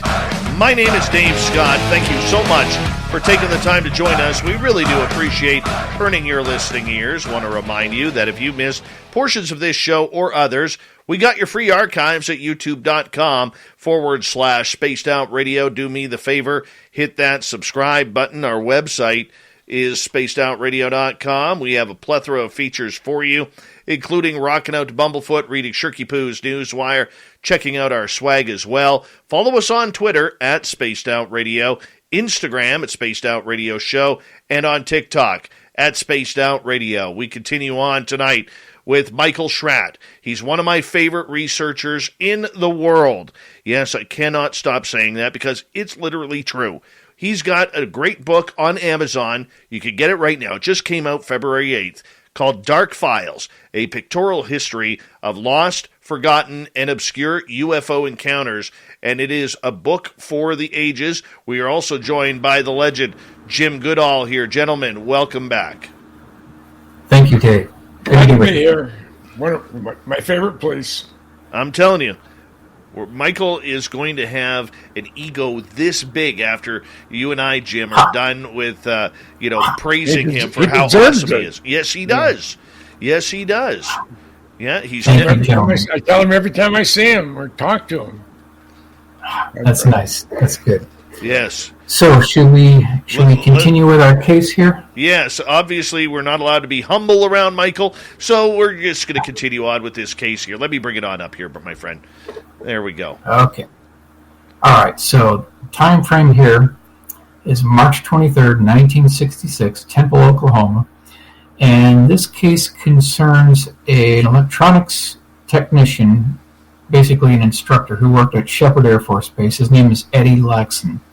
He's driving down the road. This is near Temple, Oklahoma. It's about 5:05 in the morning. And he's just taking this leisurely commute to work, and things are going well. And all of a sudden, it was still a little bit dark out. The sun was just coming up over the horizon here, so it was kind of an orange sky, but still a little bit dark out. But his headlights come across this strange craft that's blocking the road. It's sitting perpendicular to the direction of travel here on the road.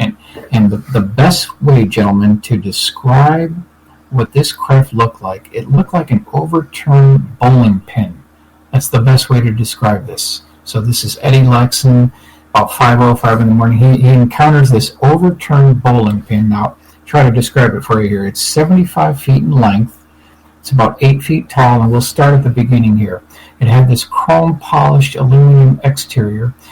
The forward section of the craft had a bubble-transparent canopy that looked like it came or stolen directly off a B-26 bomber from World War II. The whole thing was sitting on 4 pogo landing gear legs.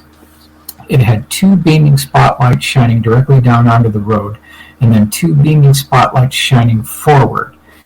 As we move further back on this craft, on the right-hand side, there was an air stair door that was open, and then right next to that air stair door, there was a man, not an alien, but a man.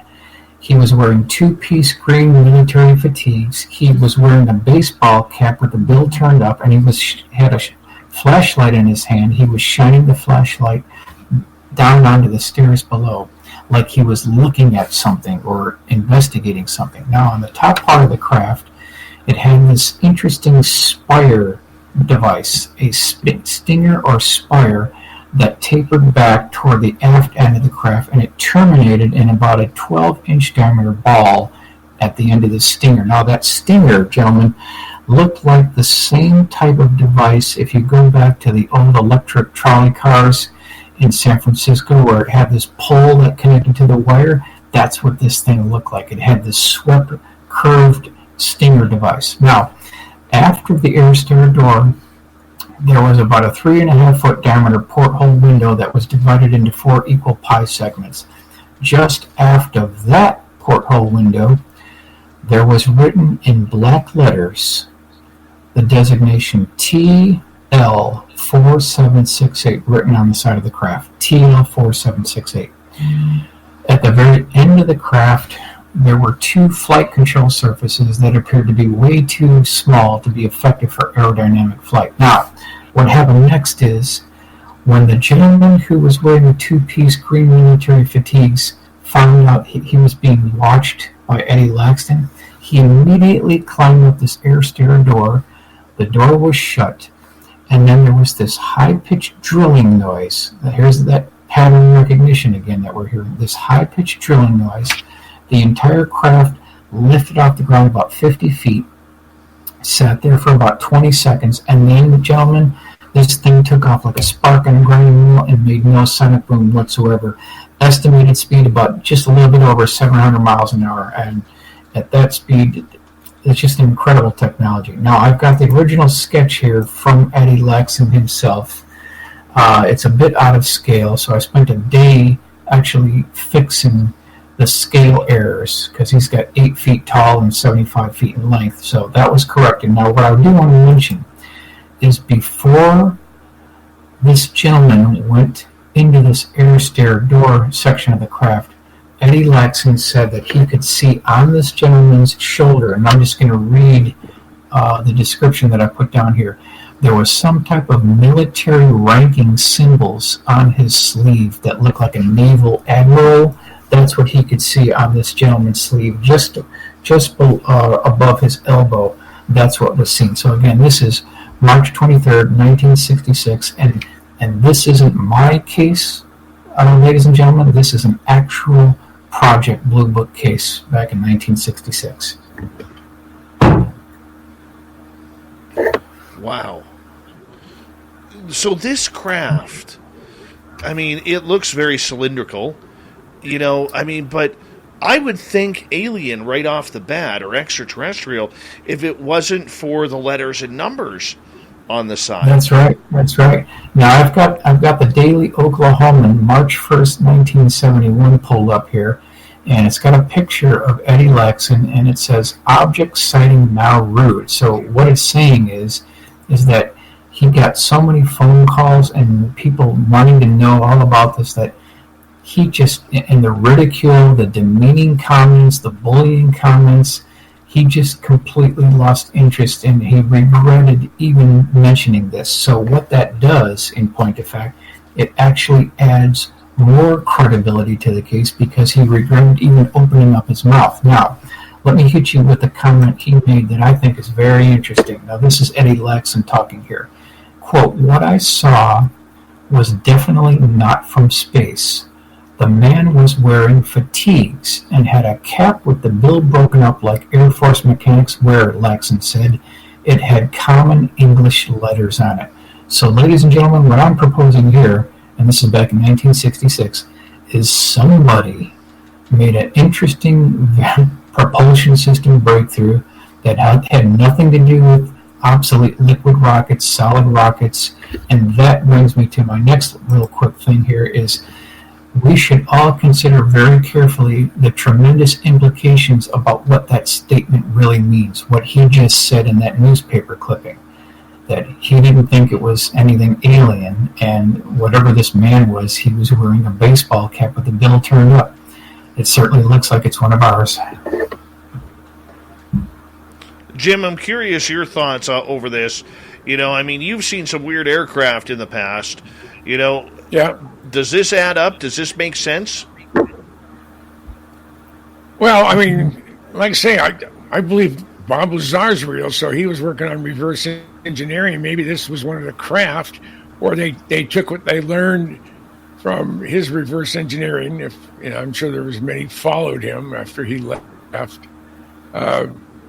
The fact that the stripes on the sleeve just above the elbow would tell me that person was either a sergeant major or a command master chief in the Navy with different type of insignia. But that level, it came across as he's the highest enlisted man in the Air Force, short of the chief of staff of the Air Force, and so he's an E9.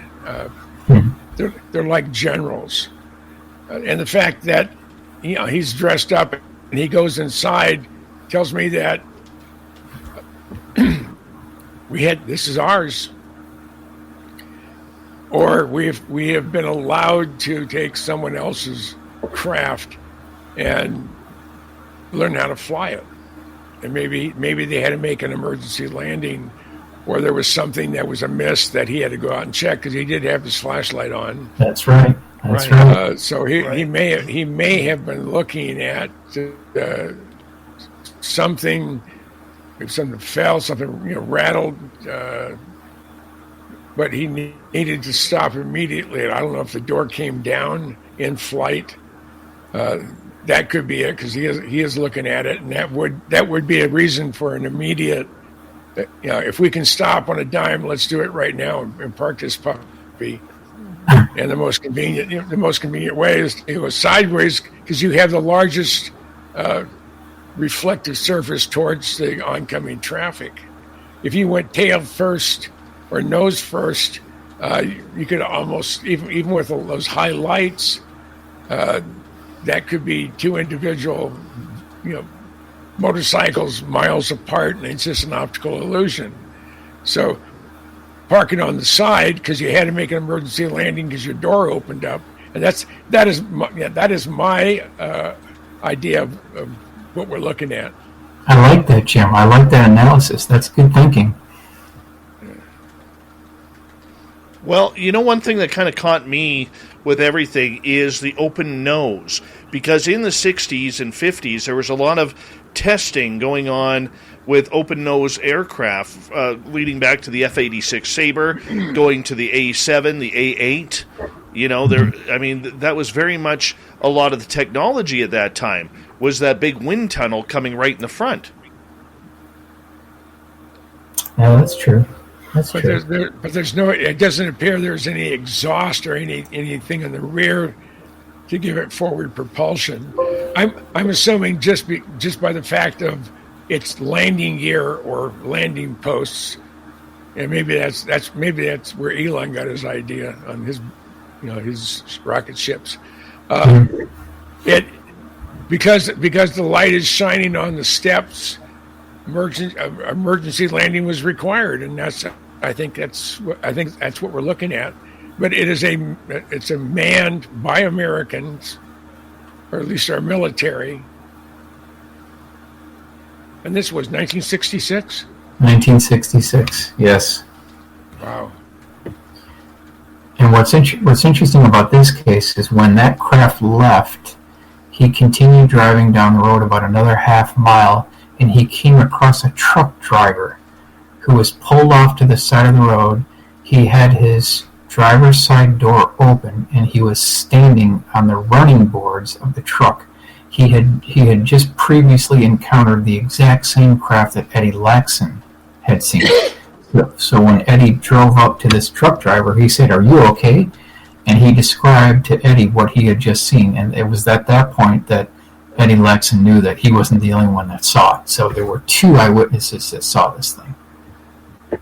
No, absolutely. I mean, that is absolutely amazing, Michael. Michael, we have about 10 minutes left. Is there one more that you could show us? Oh, sure. Yeah, no problem. Yeah. We can talk about we'll talk about the 1897 mystery airship wave. Now, it's important to discuss where this actually took place. This actually started in Sacramento, California. It was also seen in Oakland, California, and San Francisco. This is 1897. And what these people are describing is this strange flying craft that kind of had a gondola on the bottom. There was a wing-looking structure on either side. There was a tail. But then most of these eyewitnesses, and there are literally thousands of newspaper clippings about this particular mystery airship that was from the West Coast to the East Coast. And they describe these beaming spotlights that were shining down onto the towns below, and it was a chaotic situation. There were people bolting from one side of the street to the other. There were covered wagons that were overturned. There was chaos. People didn't know what these things were. This is 1897. This is before the Wright brothers flew on December 17th, 1903 at Kitty Hawk, North Carolina. Someone was building these things, and it had a power source on board so that they could have these beaming spotlights. And it's interesting, I'm going to go over a couple of the bullet items here. The wave actually began November 18th, 1896. We mentioned the beaming spotlights coming down. A lot of the eyewitnesses said that they heard laughter coming from these craft. There were ropes that were dropped from these craft. I've also heard reports that the quote-unquote pilots of these craft dropped letters down to people below. And when people opened up the letter and pulled out what was written, it said, quote, basically, "We have figured out a propulsion system that will make and revolutionize all modes of locomotion." That's what they talk about. So they're talking about negating gravity with these craft. This is back in 1897. There are literally hundreds of newspaper clippings. I've got one here, the Record Union, Sacramento, California, November 23rd, 1896. Strange visitors seen there on Saturday evening. They go into the details. But I wanted to mention that in some cases, these craft landed and were quote-unquote making repairs, and when civilians got up to, this was kind of rare, but it did happen, where civilians got up to the craft, they saw the pilots, who were these very eccentric, well-dressed, intellectual inventor types that had suits on, they had a top hat on, and, get a little of this, Dave, they were wearing smoke-colored glasses. And these are the pilots of these craft back in 1897. Jules Verne type. Yeah. Unbelievable. It almost looks like the original Nautilus in 20,000 Leagues Under the Sea. That's right. That's right. Wow. I mean, that looks, going back to the reports that you hear of UFOs of the 1600s, I mean, this is what we're talking about. This is what people were seeing. They weren't seeing flying discs or black triangles or anything like that. I mean, we were seeing like you said, Jim, these Nautilus type ships, almost like hot air balloons. Yes. Yeah. It's just. And you were talking about these early cases, and I think we've got time to do one more here just to fit it in here, because we're talking about these prehistory cases. We always hear about the origin point of ufology being June 24th, 1947, with Kenneth Arnold, who saw the quote-unquote flying saucers as he described them. Well, if you go back to the historical archives within the Clarksburg, West Virginia, and we're talking about the Gray Barker collection here.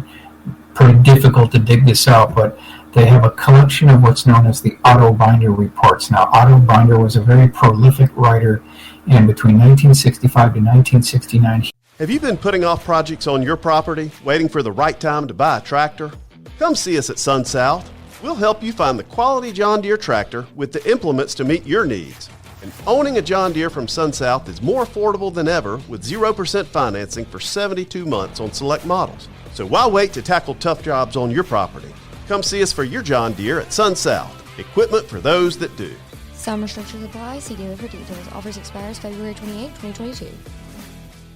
Today, what business needs most is creativity. So let's create new possibilities, from intelligent automation to security that hunts for threats in the wild. Let's create something that changes everything. IBM, let's create. Learn more at IBM.com. He wrote a column called Our Space Age, where people from all around the world would send these reports into Otto Binder. He would write the text. He commissioned an artist to do a really interesting, nice little sketch, and then they would be published. And this went on for like 4 years, and there were hundreds of these cases. Just go over a couple of them real quick here. So this is one of these Otto Binder reports. October 12th, 1796, on Columbus Day, over 170 years ago, Canadian observers reported an astonishing fleet of airships, UFOs, with portholes and visible objects sailing over the Bay of Fundy from the Pacific Stars and Stripes. So, Dave, we're talking about October 12th, 1796. These are being reported. Wow. How can you trust, Michael, a report that's 200 plus years old? I know.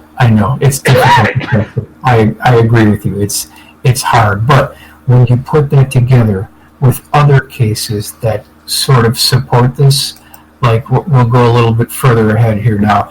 This is July 1868. Villagers in Campeche, Chile were frightened by a giant armor-plated machine covered with steel scales whose twin searchlight eyes stabbed down brilliantly. Now, this was before the 1897 mystery airship wave, and they are reporting the exact same thing that people in Sacramento had reported. So this actually adds to the credibility of the case. Fantastic. I think we got time. If you got one more, Mike, we got about 3.5 minutes. Can you fit one more? Oh, sure, no problem. We can do one here. Let's talk about USO. So you've got unidentified submerged objects, and according to Jacques Vallée, and we'll just go over here, the government-sponsored 1969 University of Colorado $600,000 condo report failed to mention any USO cases. So the point I'm making here is, when they released this report, according to Jacques Vallée, like 50% of all UFO cases are in point of fact USO cases, and they missed 50% of the evidence. How can you have an objective examination of this phenomenon when you're missing out on 50% of the cases? This is just unbelievable. And that's where these USO cases come in. I can see that. I can totally see that. Is there a big difference in the size of the craft from USOs to UAP? It's a very good question. We do have reports. This is 1955 time frame, where these USOs are basically punching through 37 feet of solid ice and then going out into space. This is 1955 Operation Deep Freeze, Admiralty Bay, and this is the USCGC Eastwind, where they saw this bullet-shaped craft punch through the ice, and it had these huge chunks of ice flying out into the atmosphere and then slamming down with a big booming noise, and then it had this circular cutout hole where it left, and there was bubbling, boiling water where this thing took off. And so I think it's interesting because with our Navy fast attack submarines, we can go through 37 inches of solid ice, but not 37 feet of solid ice. Jim, you want to comment on that? I mean, the hulls of the New Virginia class, and of course the old Seawolf and the New Columbia class are all built with, they call HY 100, and it can stand 100,000 pounds of pressure per square inch, and that's what you need when you have a deep diving or a fast sub. But if you can crush the top of the sail, if you run into it in another a surfaced ship, which happens every once in a while. No, you couldn't go through 37 feet. You couldn't go through 10 feet. Yeah. 3. Yeah. 2. Yeah, I would say up to maybe 3 feet. But again, I just, from what I've seen, my last submarine book, I had a number of photos showing them coming, through the ice. But they always find with their sonar, their forward facing sonar, they always are able to find thin areas where they can surface. Gotcha. Maybe 50 feet away, it's 10 feet thick, but where they decide to come up, you're at maybe a foot and a half to 3 feet, and that they can push through. They can push through. Okay. So it's pretty much clear then that 37 feet is not even in the ballpark, right? Not even close. Wow. Not even close. Okay. I mean, it would be the equivalent of running into solid granite. Yeah, that's right. Water doesn't compress, and it's just not going to happen. Right, Gentlemen. So someone. Yeah, sorry, Michael. Go Go ahead. ahead. In 1955, someone was doing it in 1955, doing it. So. Gentlemen, it is that time for us to say goodnight. Michael, congratulations on your brand new book, Dark Files, A Pictorial History of Lost, Forgotten, and Obscure UFO Encounters. You deserve it, my friend, and we encourage all of our Spaced Out Radio listeners to go buy Michael's book on Amazon. Mr. Goodall, we'll talk to you very soon as well. Spaced Out Radio continues with Hour 3 right after this.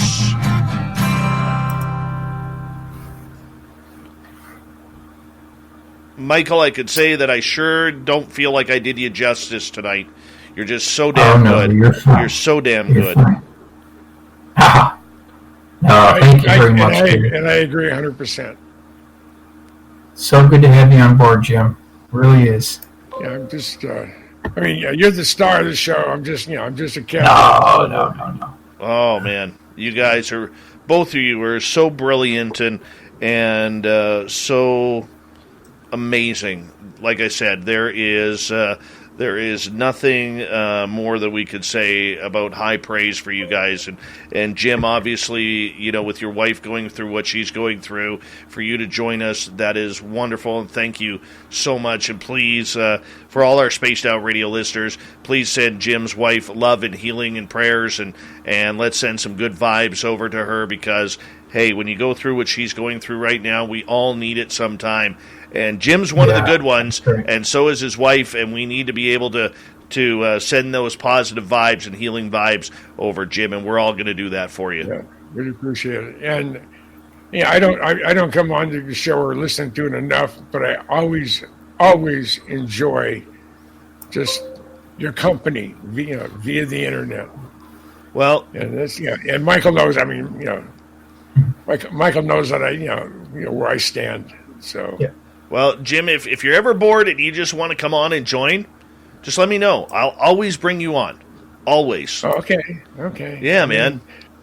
I'm looking forward to maybe going back on Lynn's show. Oh yeah, as someone to be interviewed. I think we really started to get on a roll, and I think it was getting very, very late her time when we finally decided to end the conversation. It's all up here. Yeah. I feel it's my job, like what Michael does. If I don't know something, I'll tell you. I'm not going to try to feed you Linux crap. But if I know the answer or what I believe is the answer, I'll let you know. And like I say, I've been around a long time, so I've had a lot of experiences and done a lot of crazy stuff. And I look back where I'm coming from, where I've came from, and I'm just astonished. I really am. I've been blessed. I mean, I never made a lot of money. I mean, I made a comfortable living, but I never made a lot of money. I have a handful of people that I cherish. Yeah, there's two of them right here. I have friends of over 60. Not anymore 60, but pretty soon it'll be 60 years. It's 57 years. No, I'll be 60 this year. I met them in 1962, September 10th. I met my best friend. His name's Rick Branham. He lives in Linwood, Washington, and for all intents and purposes, he's my brother. People say, well, are you keeping anything from anybody? Hell no. It doesn't do it doesn't do the world any good if you don't share your knowledge. That's why I was trying to get Michael to get off his butt and do something. I'm pretty sure it'll be a success. I like it. Oh, geez. I accidentally kicked Michael. Son of a gun. That was my fault. Damn. That was my fault. I hit the wrong button. Shit. Oh. Damn it. Okay. I can't Want me bring to call him? Well, I got to get going here, Jim, anyways. Because I got to get ready for the next hour. But Okay. I will message him right here. And where is he here? Where are you, Michael? Michael, I accidentally booted you. Michael, I accidentally booted you.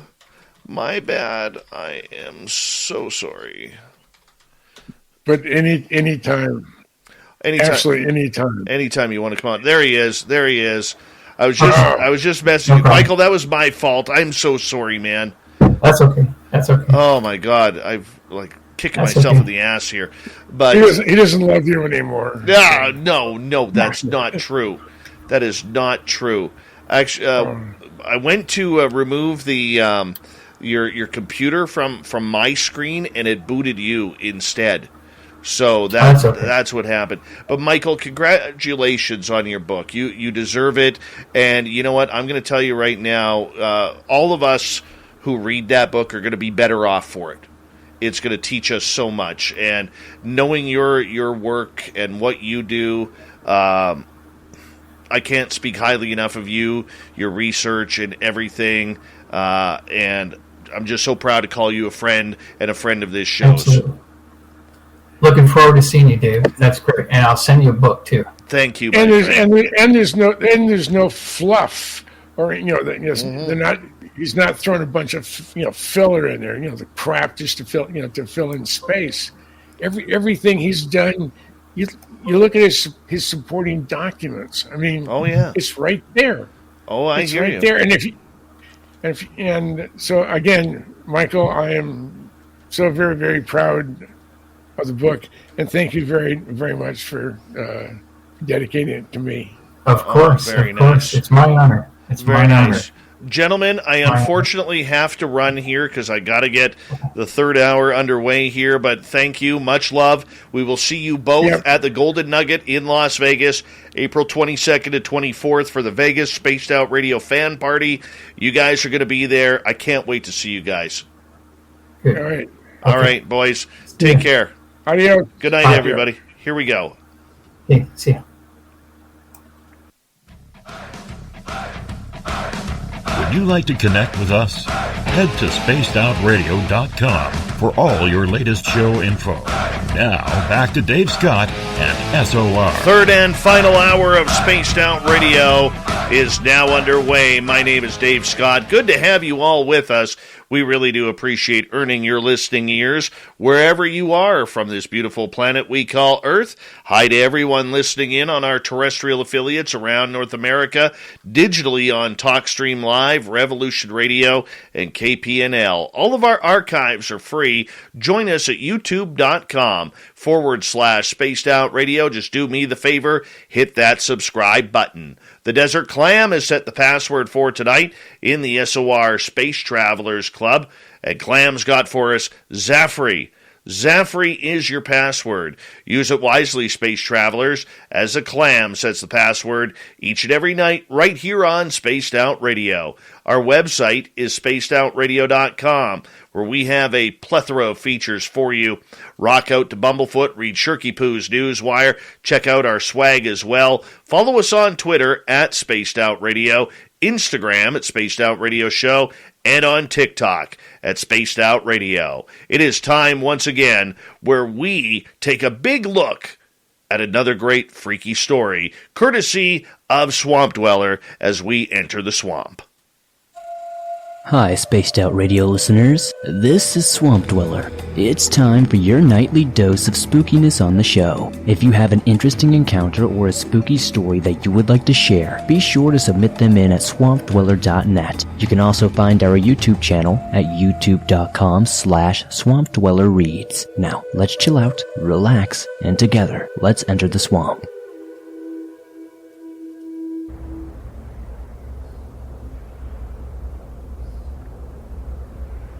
Number 2 by Todd B. Some backstory. My town is a fairly small town in central Oklahoma. Known for a huge oil boom in the 1920s and 30s. It's unknown what the school is built on, but it's certainly a hotspot. Let's also not forget this is Oklahoma. Therefore, it's very questionable as to what the school is built on. My grandmother works at this school. She has for about 27 years, if I'm correct. The school was built in 1972, with an addition of the cafeteria and gym in the 80s. The first story happened to my grandmother, probably 15 to 20 years ago. Whistling was heard all around the school, loud, but it was never known where it came from. My grandmother figured it was most likely the band teacher. He's been there for some time, as long as I can remember, and he's been there since before I was born.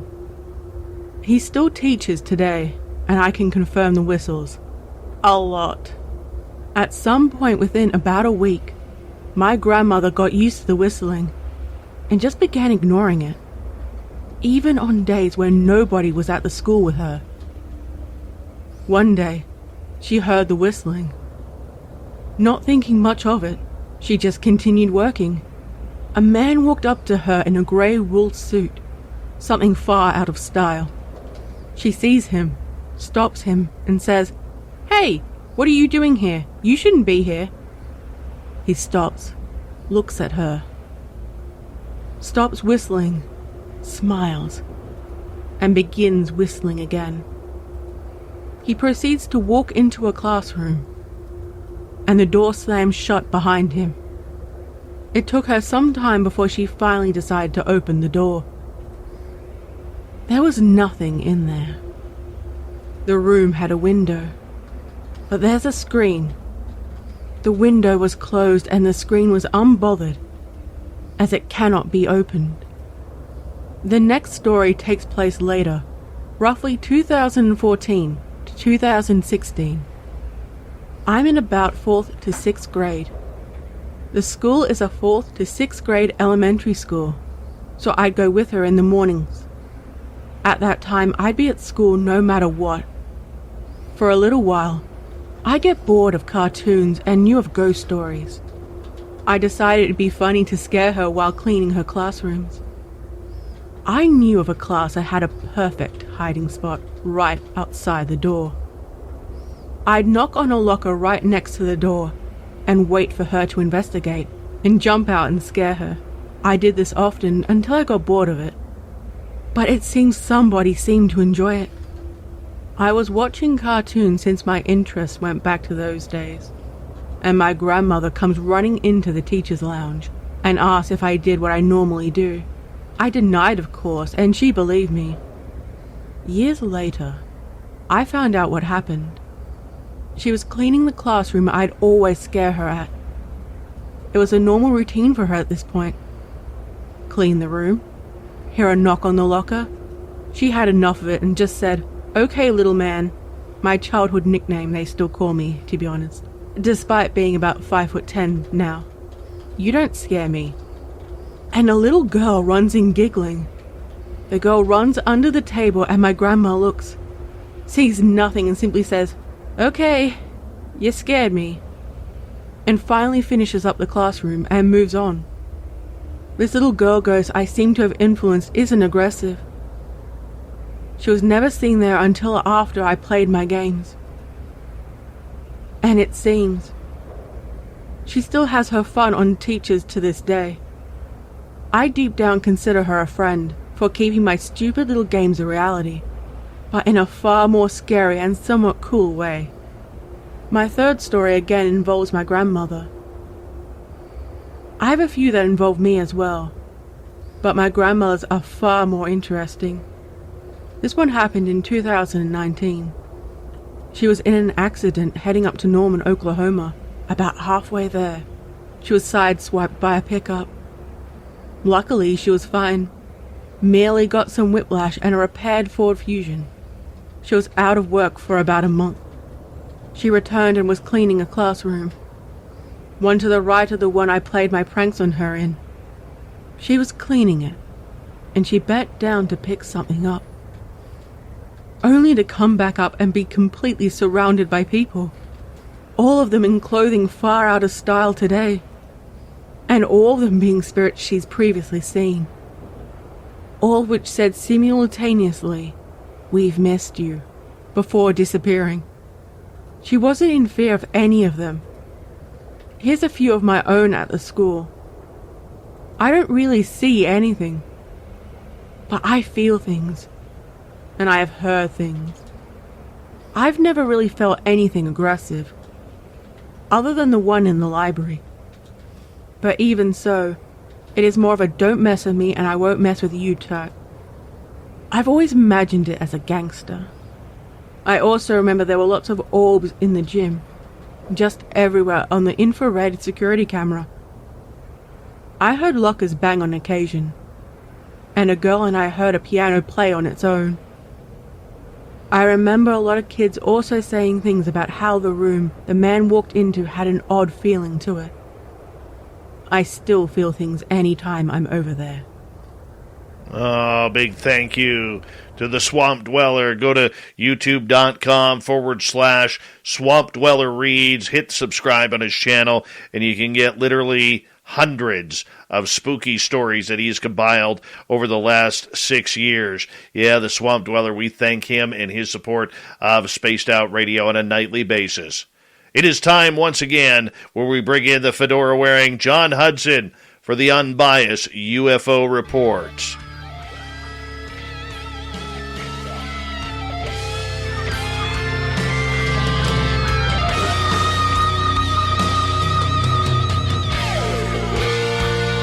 All right, we love it when Big Bad John is here as we are looking towards some interesting stories tonight. And I'll tell you, big thank you, John, for always coming on in and joining us. How you been, bud? I'm doing good. How about you, man? I'm not going to lie. I'm a little hungry. You're a little hungry. I had a fantastic dinner tonight, but at this time of night, I've gotten myself into a habit of eating apples when I'm done the show. I usually have one apple. The odd time I'll have two. But I'm just at that point now, man, where around this time of night, when normal people are sleeping, I'm getting hungry. So I'm almost craving my Yeah, apples. you're definitely out of sync because you definitely don't want hunger to be interfering with your schedule in any way, shape, or form. Well, you know what I do eat, John, just in case I'm out of apples. I also like celery with peanut butter. It's awesome. Do you put little raisins on it and pretend they're ants too? No, I don't put the raisins on, but celery with peanut butter, fantastic. Fantastic. I'm sorry, snack. Dave.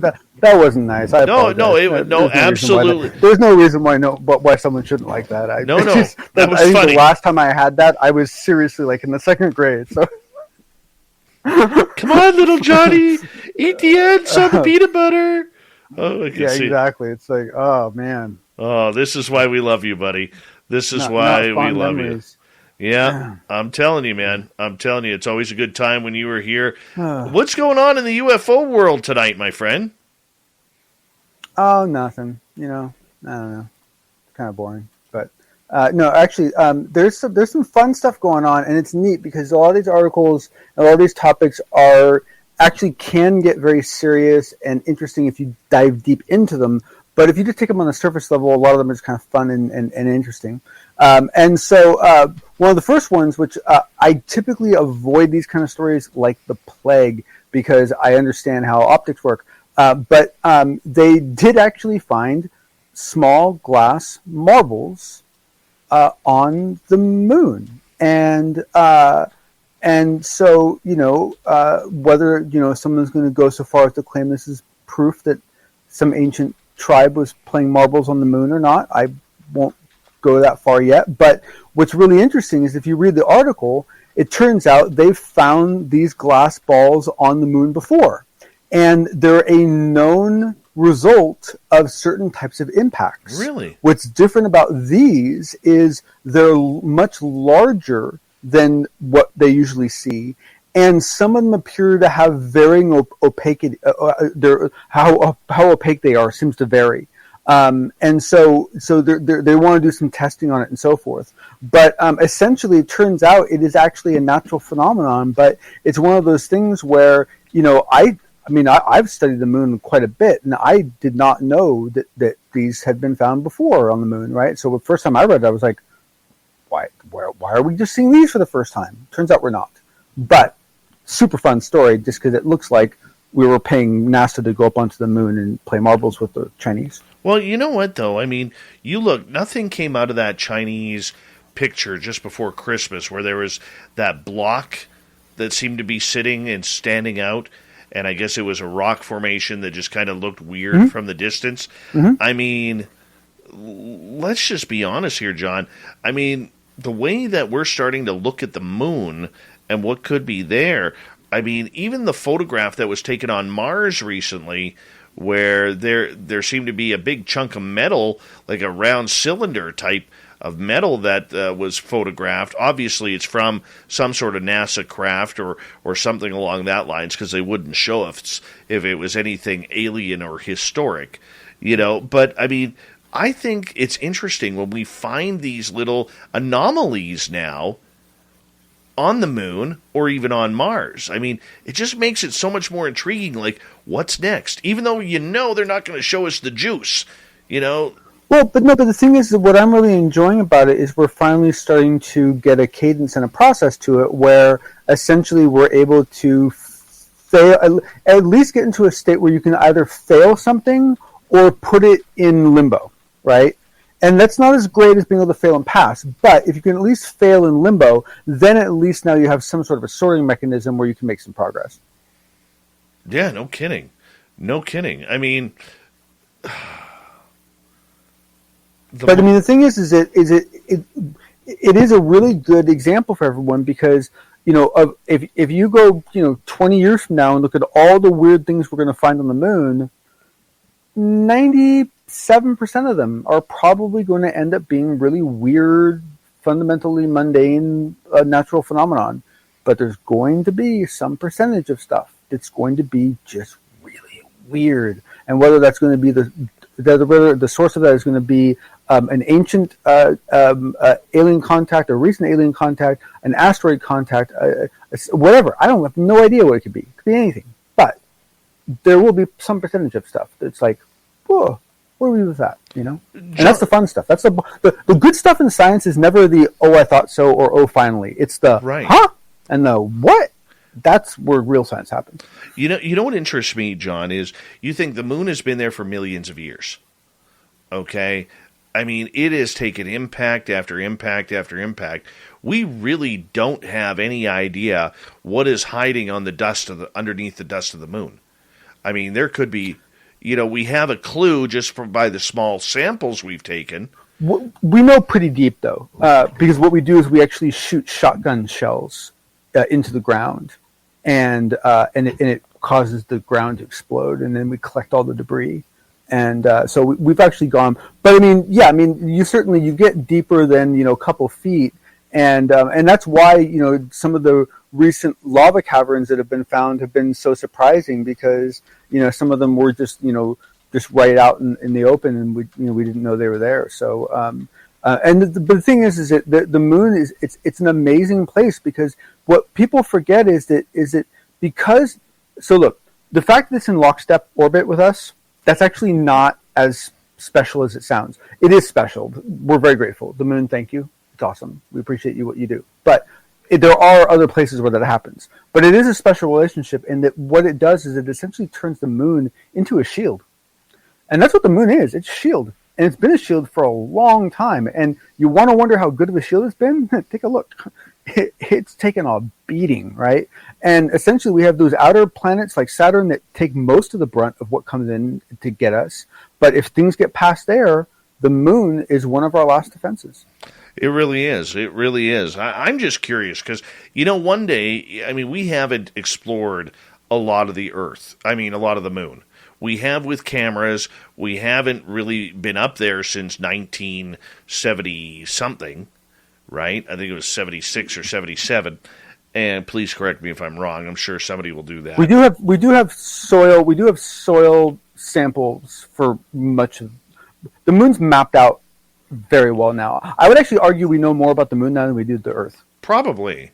You don't have any obstacles. The surface. You don't have any obstacles. You don't have water. You don't have trees, mountains. Well, kind of mountains. And it doesn't change. No.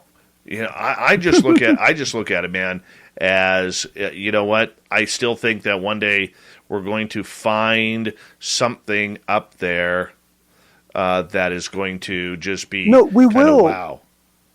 We will, because what the other thing that the moon is it's a time capsule. Yes. Right? Because everything that hits it is a timestamp, and it's a timestamp for the source of the object, but it's not a relative timestamp to the surface. So you have this incredible ability to actually really honestly map with a true index. It's an amazing thing. Very true. Very true. John, let's move on to story number 2 here with you tonight. 2 documented cases of Wonder Woman's invisible jet landing at a United States Air Force base. You got to be kidding me. Yeah.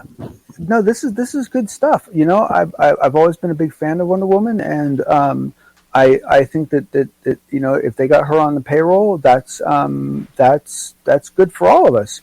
Probably not good for some of those countries that don't like fighting women, but hey, what this is this is the kind of story that I love, and this is a great story for tonight because this is very much the kind of story that Michael Schratt and our friend Jim Goodall go for, because a lot of times these stories are limited, but they're powerful. And so what this is an article out of the Drive, and this is a retired Air Force officer, and where he talks about these 2 times that he saw something really freaking weird, or more accurately, didn't see something really, really weird during his time in the Air Force.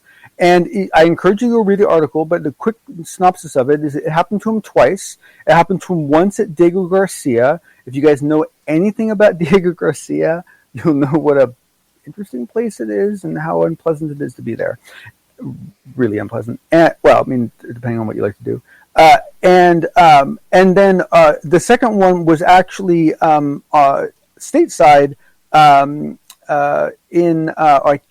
lost the name of the place, but basically at a pretty off the kilt town, like way out of the way in the south. And essentially, in both cases, what you had an announcement going that they were to clear the runway, an announcement going out that they were to evacuate the runway and everyone was to stay indoors, an announcement that they should avoid the windows to protect the security of the project. Now, what I'm just describing, that's all normal, right? That's all stuff that they'll do anytime any kind of a top secret plane lands at a base where the majority of the base isn't, because most bases aren't, right? So this is very normal. But here's the problem. At the first case in Diego Garcia, they did this, and they all waited. And they waited to hear the touchdown of high-pressure brakes, wheels. They waited to hear the compression of brake discs. They waited to hear, they waited to hear some indication that the event had happened. Nothing. For 30 minutes, no sound, no lights, nothing appeared to touch down. And after 30 minutes, all the lights came back on and everything went back to normal. And the same thing happened to him again many years later at this other base. Not exactly the same, but incredibly close. Now, you could argue that there was someone else coming on the base during that time that didn't fly, I suppose, but that's pretty hard to argue at Diego Garcia. And there's no conclusion from this. So this isn't like a satisfying, debunking story by any sorts, but this is the fun stuff, right? Because this is just honest, this is just straight, this is just what he saw, what he felt, what he heard. And, it's our job to take that and try to stitch it together with other stories and see if we can make some sense of it. But the story on itself is just, I don't know, to me, it's just a really cool story. A lot of times we see something like this happen, whether it's secret craft or whether it is something extraterrestrial, that the airmen, the airwomen, the crews, they all get pushed into buildings with the blinds down, the doors locked, that they can't see what is going on. Is that kind of what happened here? Yeah, exactly. Exactly what was reported for the Phoenix Lights. That is standard operating procedure, right? Because honestly, you're doing everyone a favor, right? Because if you are not cleared to see something and you see it, it's a hassle. Big time. I mean, one, you might get in trouble, but if you don't get in trouble, it's going to be a lot of paperwork. Let me tell you. No kidding. Right? It's not going to, so they're doing you a favor by protecting you from seeing it by mistake. John, I'm going to get you to hold on right there as we are going to go to break here at the bottom of the hour. We love our fedora-wearing John Hudson for the Unbiased UFO Report, which is going to continue when we come back. I still can't believe invisible jets like Wonder Woman flew. I got to drill John on this when we come back on Spaced Out Radio. Stay tuned. More right after this.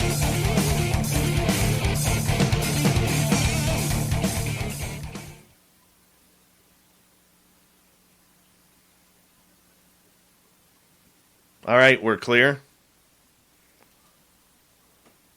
So apparently we now have Russia and what's the country just north of them?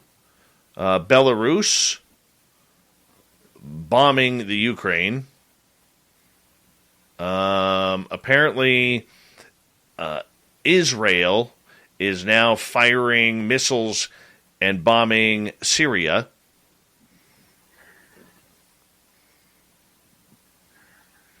And, yeah.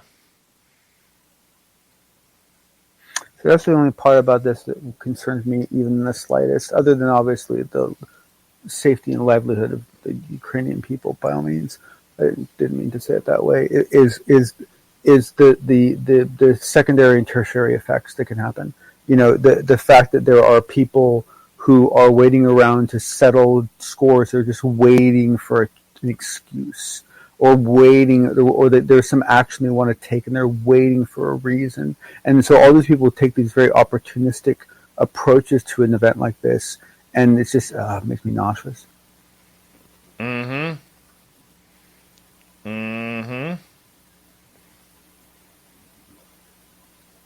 'cause it's the first I've heard of what you're saying, and I have no idea what Israel has that led them to strike Syria that way. But the thing is that if you assume, and I don't know if it's a safe assumption, but if you assume that there's no direct relationship between those two events, then what possible reason could you pick to do this right now?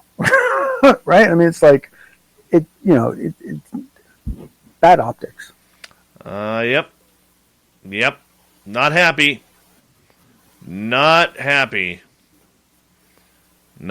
at all. But I will say this, that I personally have been, when the Soviet Union fell, for those of us that were aware of the politics of it all, of what was going on at the time, it was something else. And it would have been really magical if David Hasselhoff hadn't ruined it all for us. But always David Hasselhoff's fault. But the thing was, is that I was always surprised personally that everything that wasn't originally the USSR wasn't reclaimed. Like I was really surprised that all those countries were actually left at all by themselves, at all autonomous in any way, shape, or form. I was really blown away. Historically, right? Countries don't do that. They don't give up land. It's I don't know. I guess it's considered bad form or something. Maybe there's some country handbook somewhere, but it's not. Not common. I know. It's harsh right now. Harsh. Now, the good news, if you haven't heard, our Prime Minister actually took down the Emergency Act today. Oh, good. Yeah. Good. Maybe seeing a real emergency helped kind of put, other emergencies into perspective.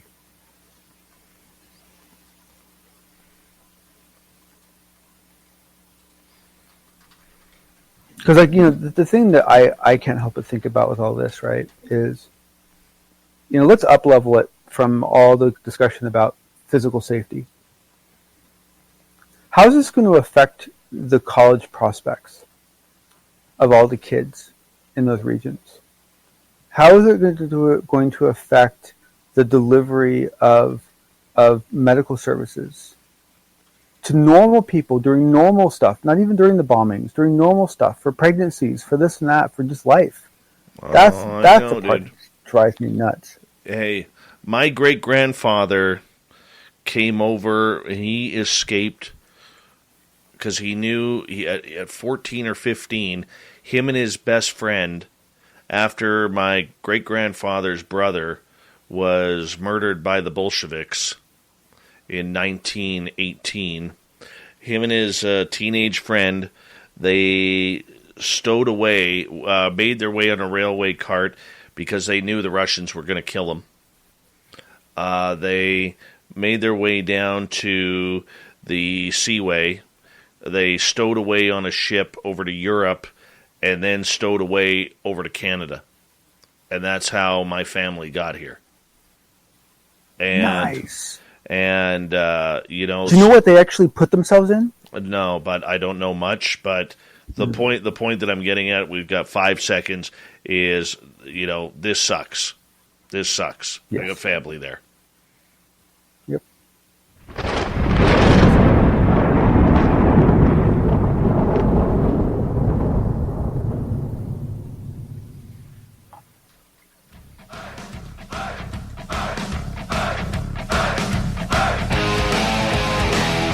We've rounded third. We're heading for home tonight on Spaced Out Radio. My name is Dave Scott. Thank you so much for taking the time to join us. We really do appreciate it. Want to remind you that if you've missed most of this show or others, check out our free archives by going to youtube.com/Spaced Out Radio. Do me the favor, hit that subscribe button. Our website is spacedoutradio.com. We have a plethora of features for you. Rock out to Bumblefoot, read Shirky Poo's Newswire, check out our swag as well. Follow us on Twitter @Spaced Out Radio, Instagram at Spaced Out Radio Show, and now on TikTok at Spaced Out Radio. We continue on tonight with the fedora-wearing John Hudson and the unbiased UFO report. And right before the break, John was telling us this weird story about 2 times where this Wonder Woman-like aircraft, invisible aircraft, landed at United States Air Force bases. Now, John, do we know, in a roundabout way, were these our aircraft or someone else's? Oh, well, okay. I suppose you have to acknowledge the fact that there is a small probability that it could have been another group's craft that had been invited to land. 15 minutes could save you 15% or more. Wait a minute. I've heard that before. That's the note Jeremy wrote to me in my yearbook in the 6th grade. How'd you even know that? Because it's from Geico. Yeah, wait, here it is. Dear Luke, have a great summer. P.S. 15 minutes could save you 15% or more. Love, Jeremy. Geico's had this tagline for years, because we help save people money. So wait, you're saying Jeremy copied you? Yeah, that actually does sound like something the J-Man would do. Geico. 15 minutes could save you 15% or more. Geico asks, how would you love a chance to save some money on insurance? Of course you would. And when it comes to great rates on insurance, Geico can help. Like with insurance for your car, truck, motorcycle, boat, and RV. Even help with homeowners or renters coverage. Plus, add an easy-to-use mobile app, available 24-hour roadside assistance and more, and Geico is an easy choice. Switch today and see all the ways you could save. It's easy. Simply go to geico.com or contact your local agent today. And however, that is that's really unlikely. It's far more likely that this was our craft. Now, it could also have been a reclaimed craft of some sort. In the case of the plane that was seen, down south, this was a facility that was, way off the beaten path. He talks about the fact that there would be a week-long stretch where nothing would happen. So they were fully aware of the fact that this base was completely out of the way, and essentially he never got any kind of answer out of it, right? It's the driest flight line is this other location. And he never got any answer from it. And the thing is that I don't know if you ever would, because the thing is that if you have technology that can allow a craft to land silently, you're likely to replicate that feature on other craft. And so even looking back, you might go, well, I know that these 3 craft were operating in that time period, and it could have been one of those, but I don't even know if you're ever going to know exactly what craft it was. I just can't imagine flying a glass aircraft, but obviously it's not going to be glass. It's got to be made out of something else.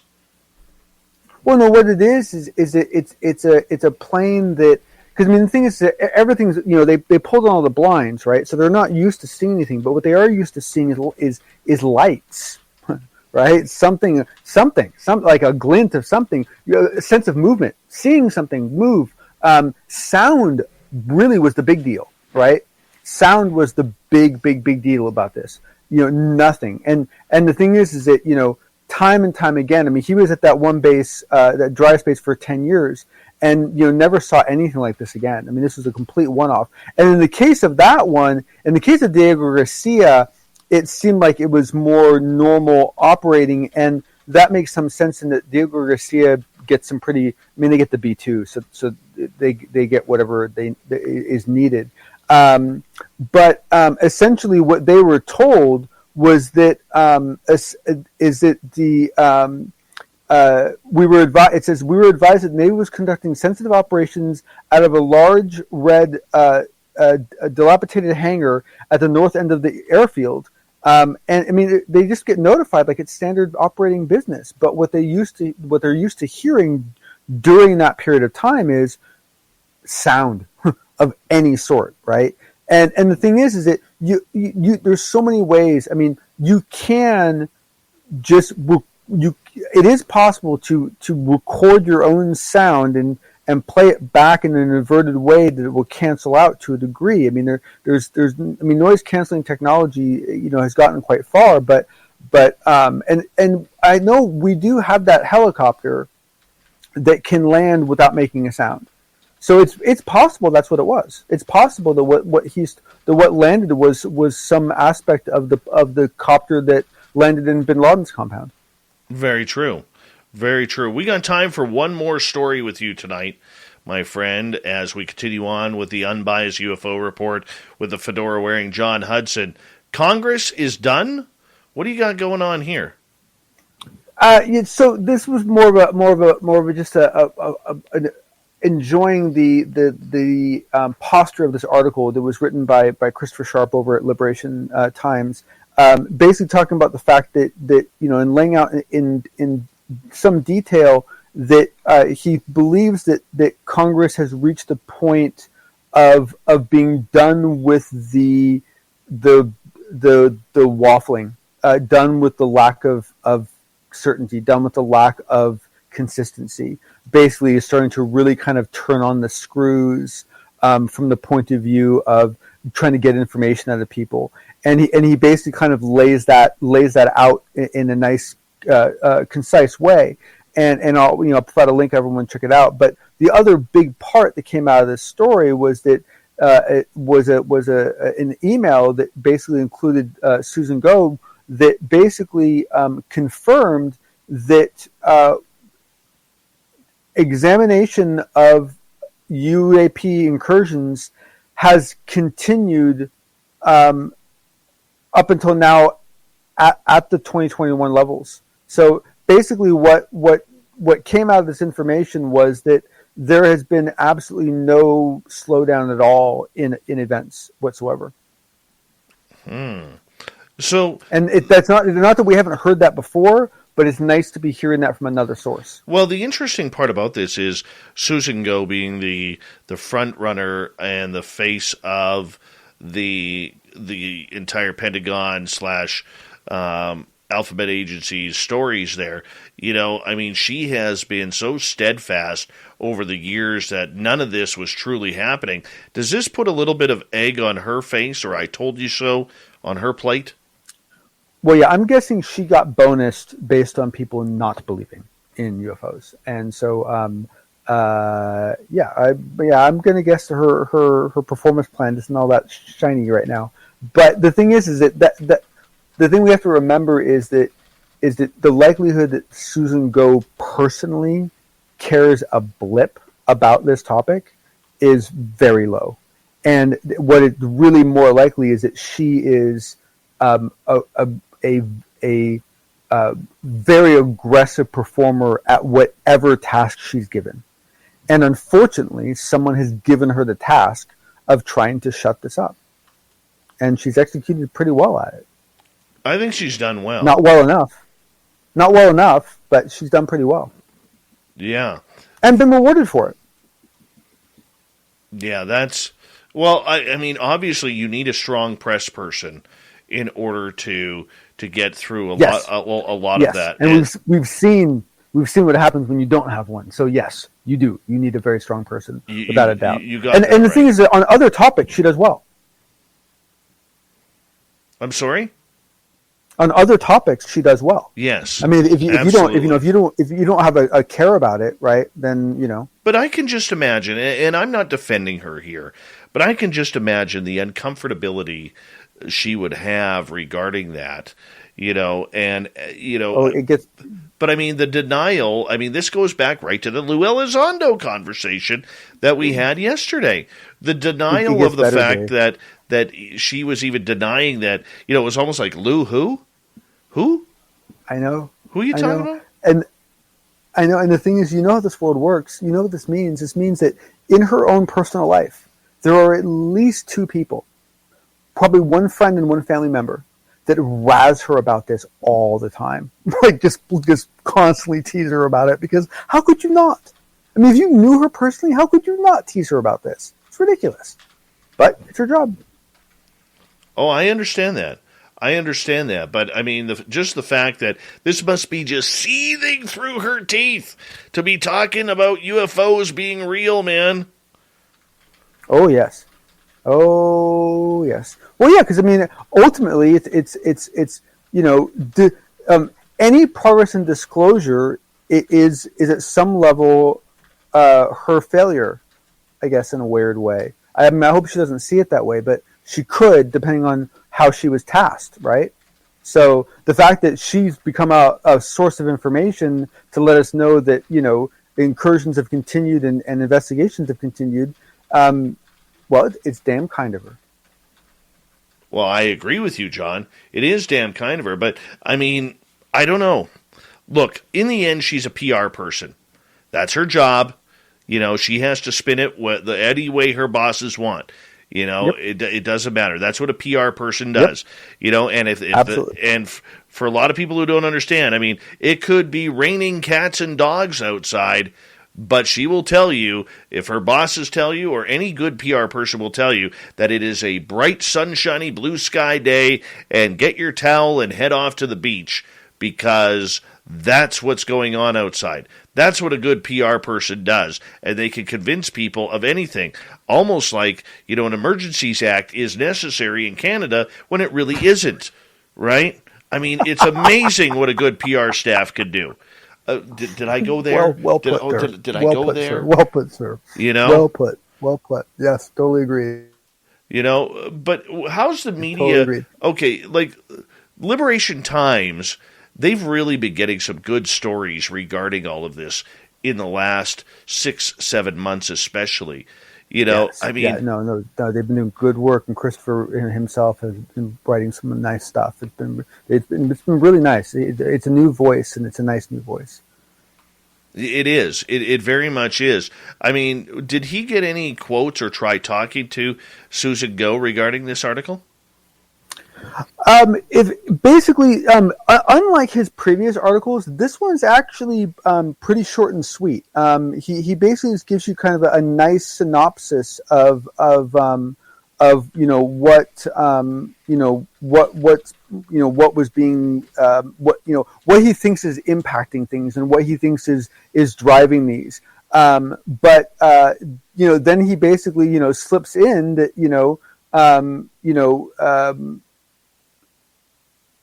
trying to think if I could find the actual quote where he talks about it, but the other nice thing is that in the Liberation Times article, there's a nice nod to our buddies over at the UFO Garage. Oh, absolutely. By the way, did you catch their interview with Lou Elizondo yesterday? I haven't watched it yet. I'm going to. I'm looking forward to it. They were fantastic with him. I had to. I was talking to Ben via Messenger afterwards, and they just did an incredible job with Lou. Yeah, no. Well, the thing is that is that he likes them. Oh yeah, and they like him, and therefore it's nice. But it's that simple. John, for Friday, for the actually we're off on, but the next time you're on, you have to listen to the last 10 minutes of that show. Lou drops a couple of big bombs on there.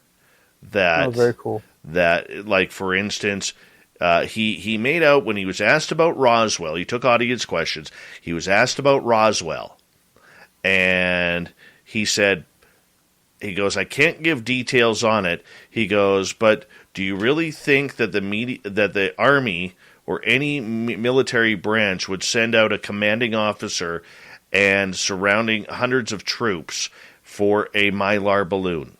Number one. And then the other thing that he said is they brought in a 3-axle heavy hauling trailer. You don't bring in a trailer that size for a Mylar balloon. Yep, that ends up being an important point for that one, and also for the Aztec case. Absolutely. Yep. Absolutely. Yep. And there's a lot more in there. If you're interested in what Lou Elizondo said, I highly suggest you go onto YouTube, type in UFO Garage, hit that subscribe button, and watch that interview. The last 10, 15 minutes are incredible for news. Well, especially because one of the nice things when people do these multiple interviews is you do get a different view of them from each person. But the truth is, there tends to be some consistency. Those two guys, they bring out a different side of the folks, and it's a really good thing. And you get to see a different angle, so it's an awesome thing to watch. So definitely check it out. Will do. All right, my friend, another good run at the UFO report. The fedora-wearing John Hudson, awesome as ever, bud. Sir. Awesome as ever. Thank Let's you, get to thank Shirky you, thank Poo's you. news. Yep.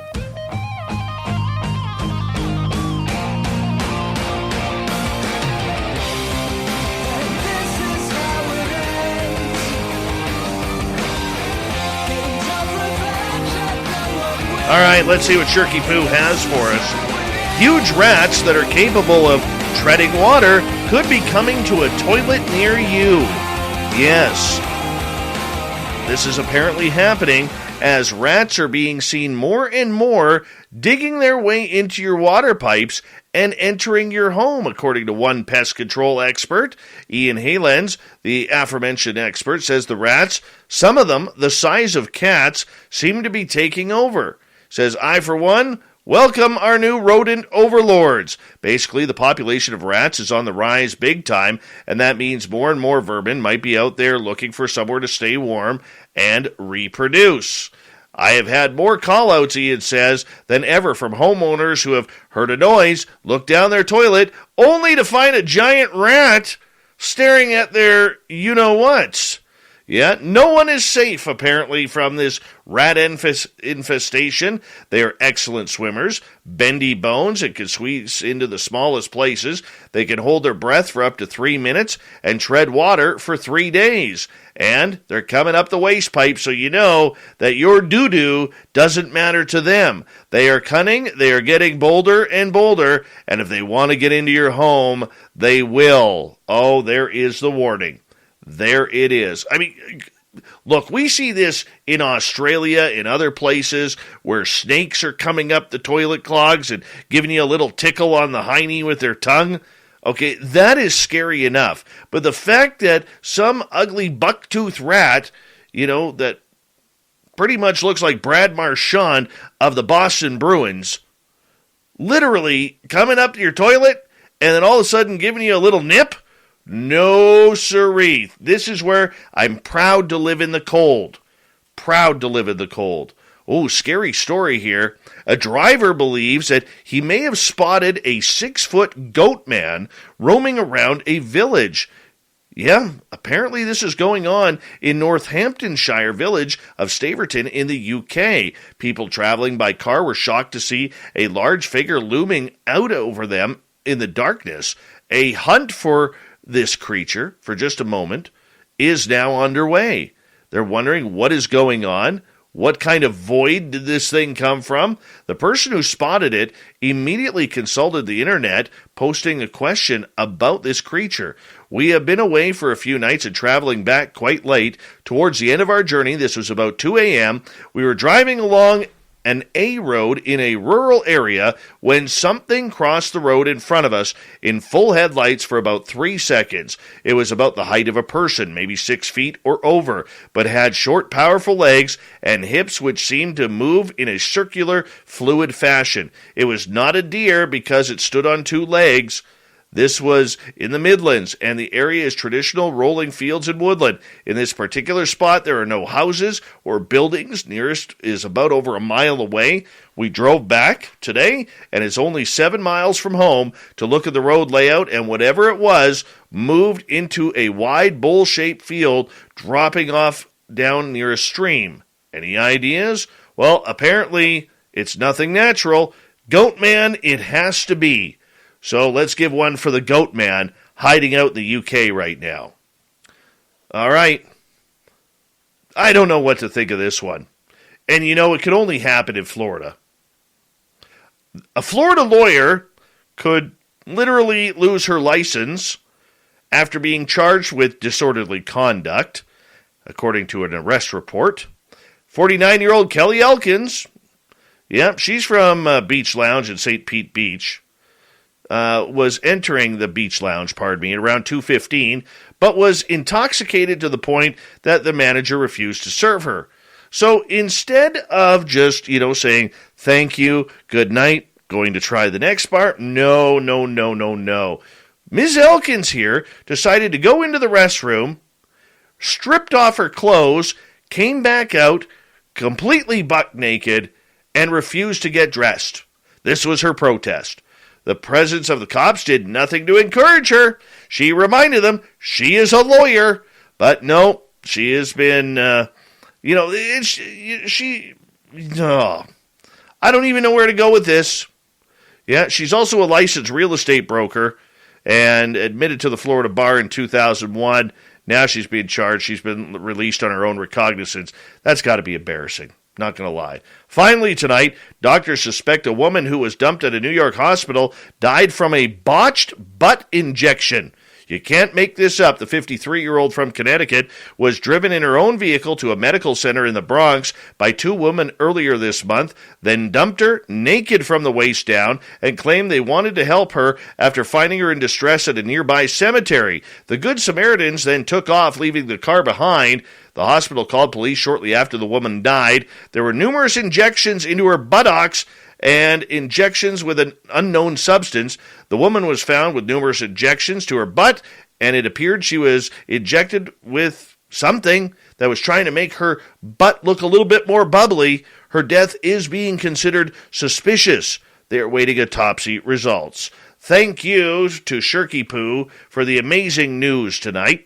Thank you to the fedora-wearing John Hudson for taking part in the UAP report. Swamp Dweller for another great story from his Swamp Dweller channel on YouTube. And, of course, Michael Schratt and Jim Goodall for hanging out with us and being awesome guests tonight. We got Mr. Ron Bumblefoot Thal rocking in the background with Little Brother Is Watching. Bumblefoot is the official music of Spaced Out Radio, rocking us in and out of every single show. Do me a favor, get your horns up for the guitar god himself. Special thanks to everybody listening in at home, at work, in your cars, wherever you may be. Thank you to everyone in our chat rooms tonight. You made it so much fun. Remember, this show is copyright by Spaced Out Radio and SOR Media Ventures Limited. Thank you so much for choosing to share your evening with us, because together, my friends, we own the night. Mr. Bumblefoot, we need a favor. We need you to take us home.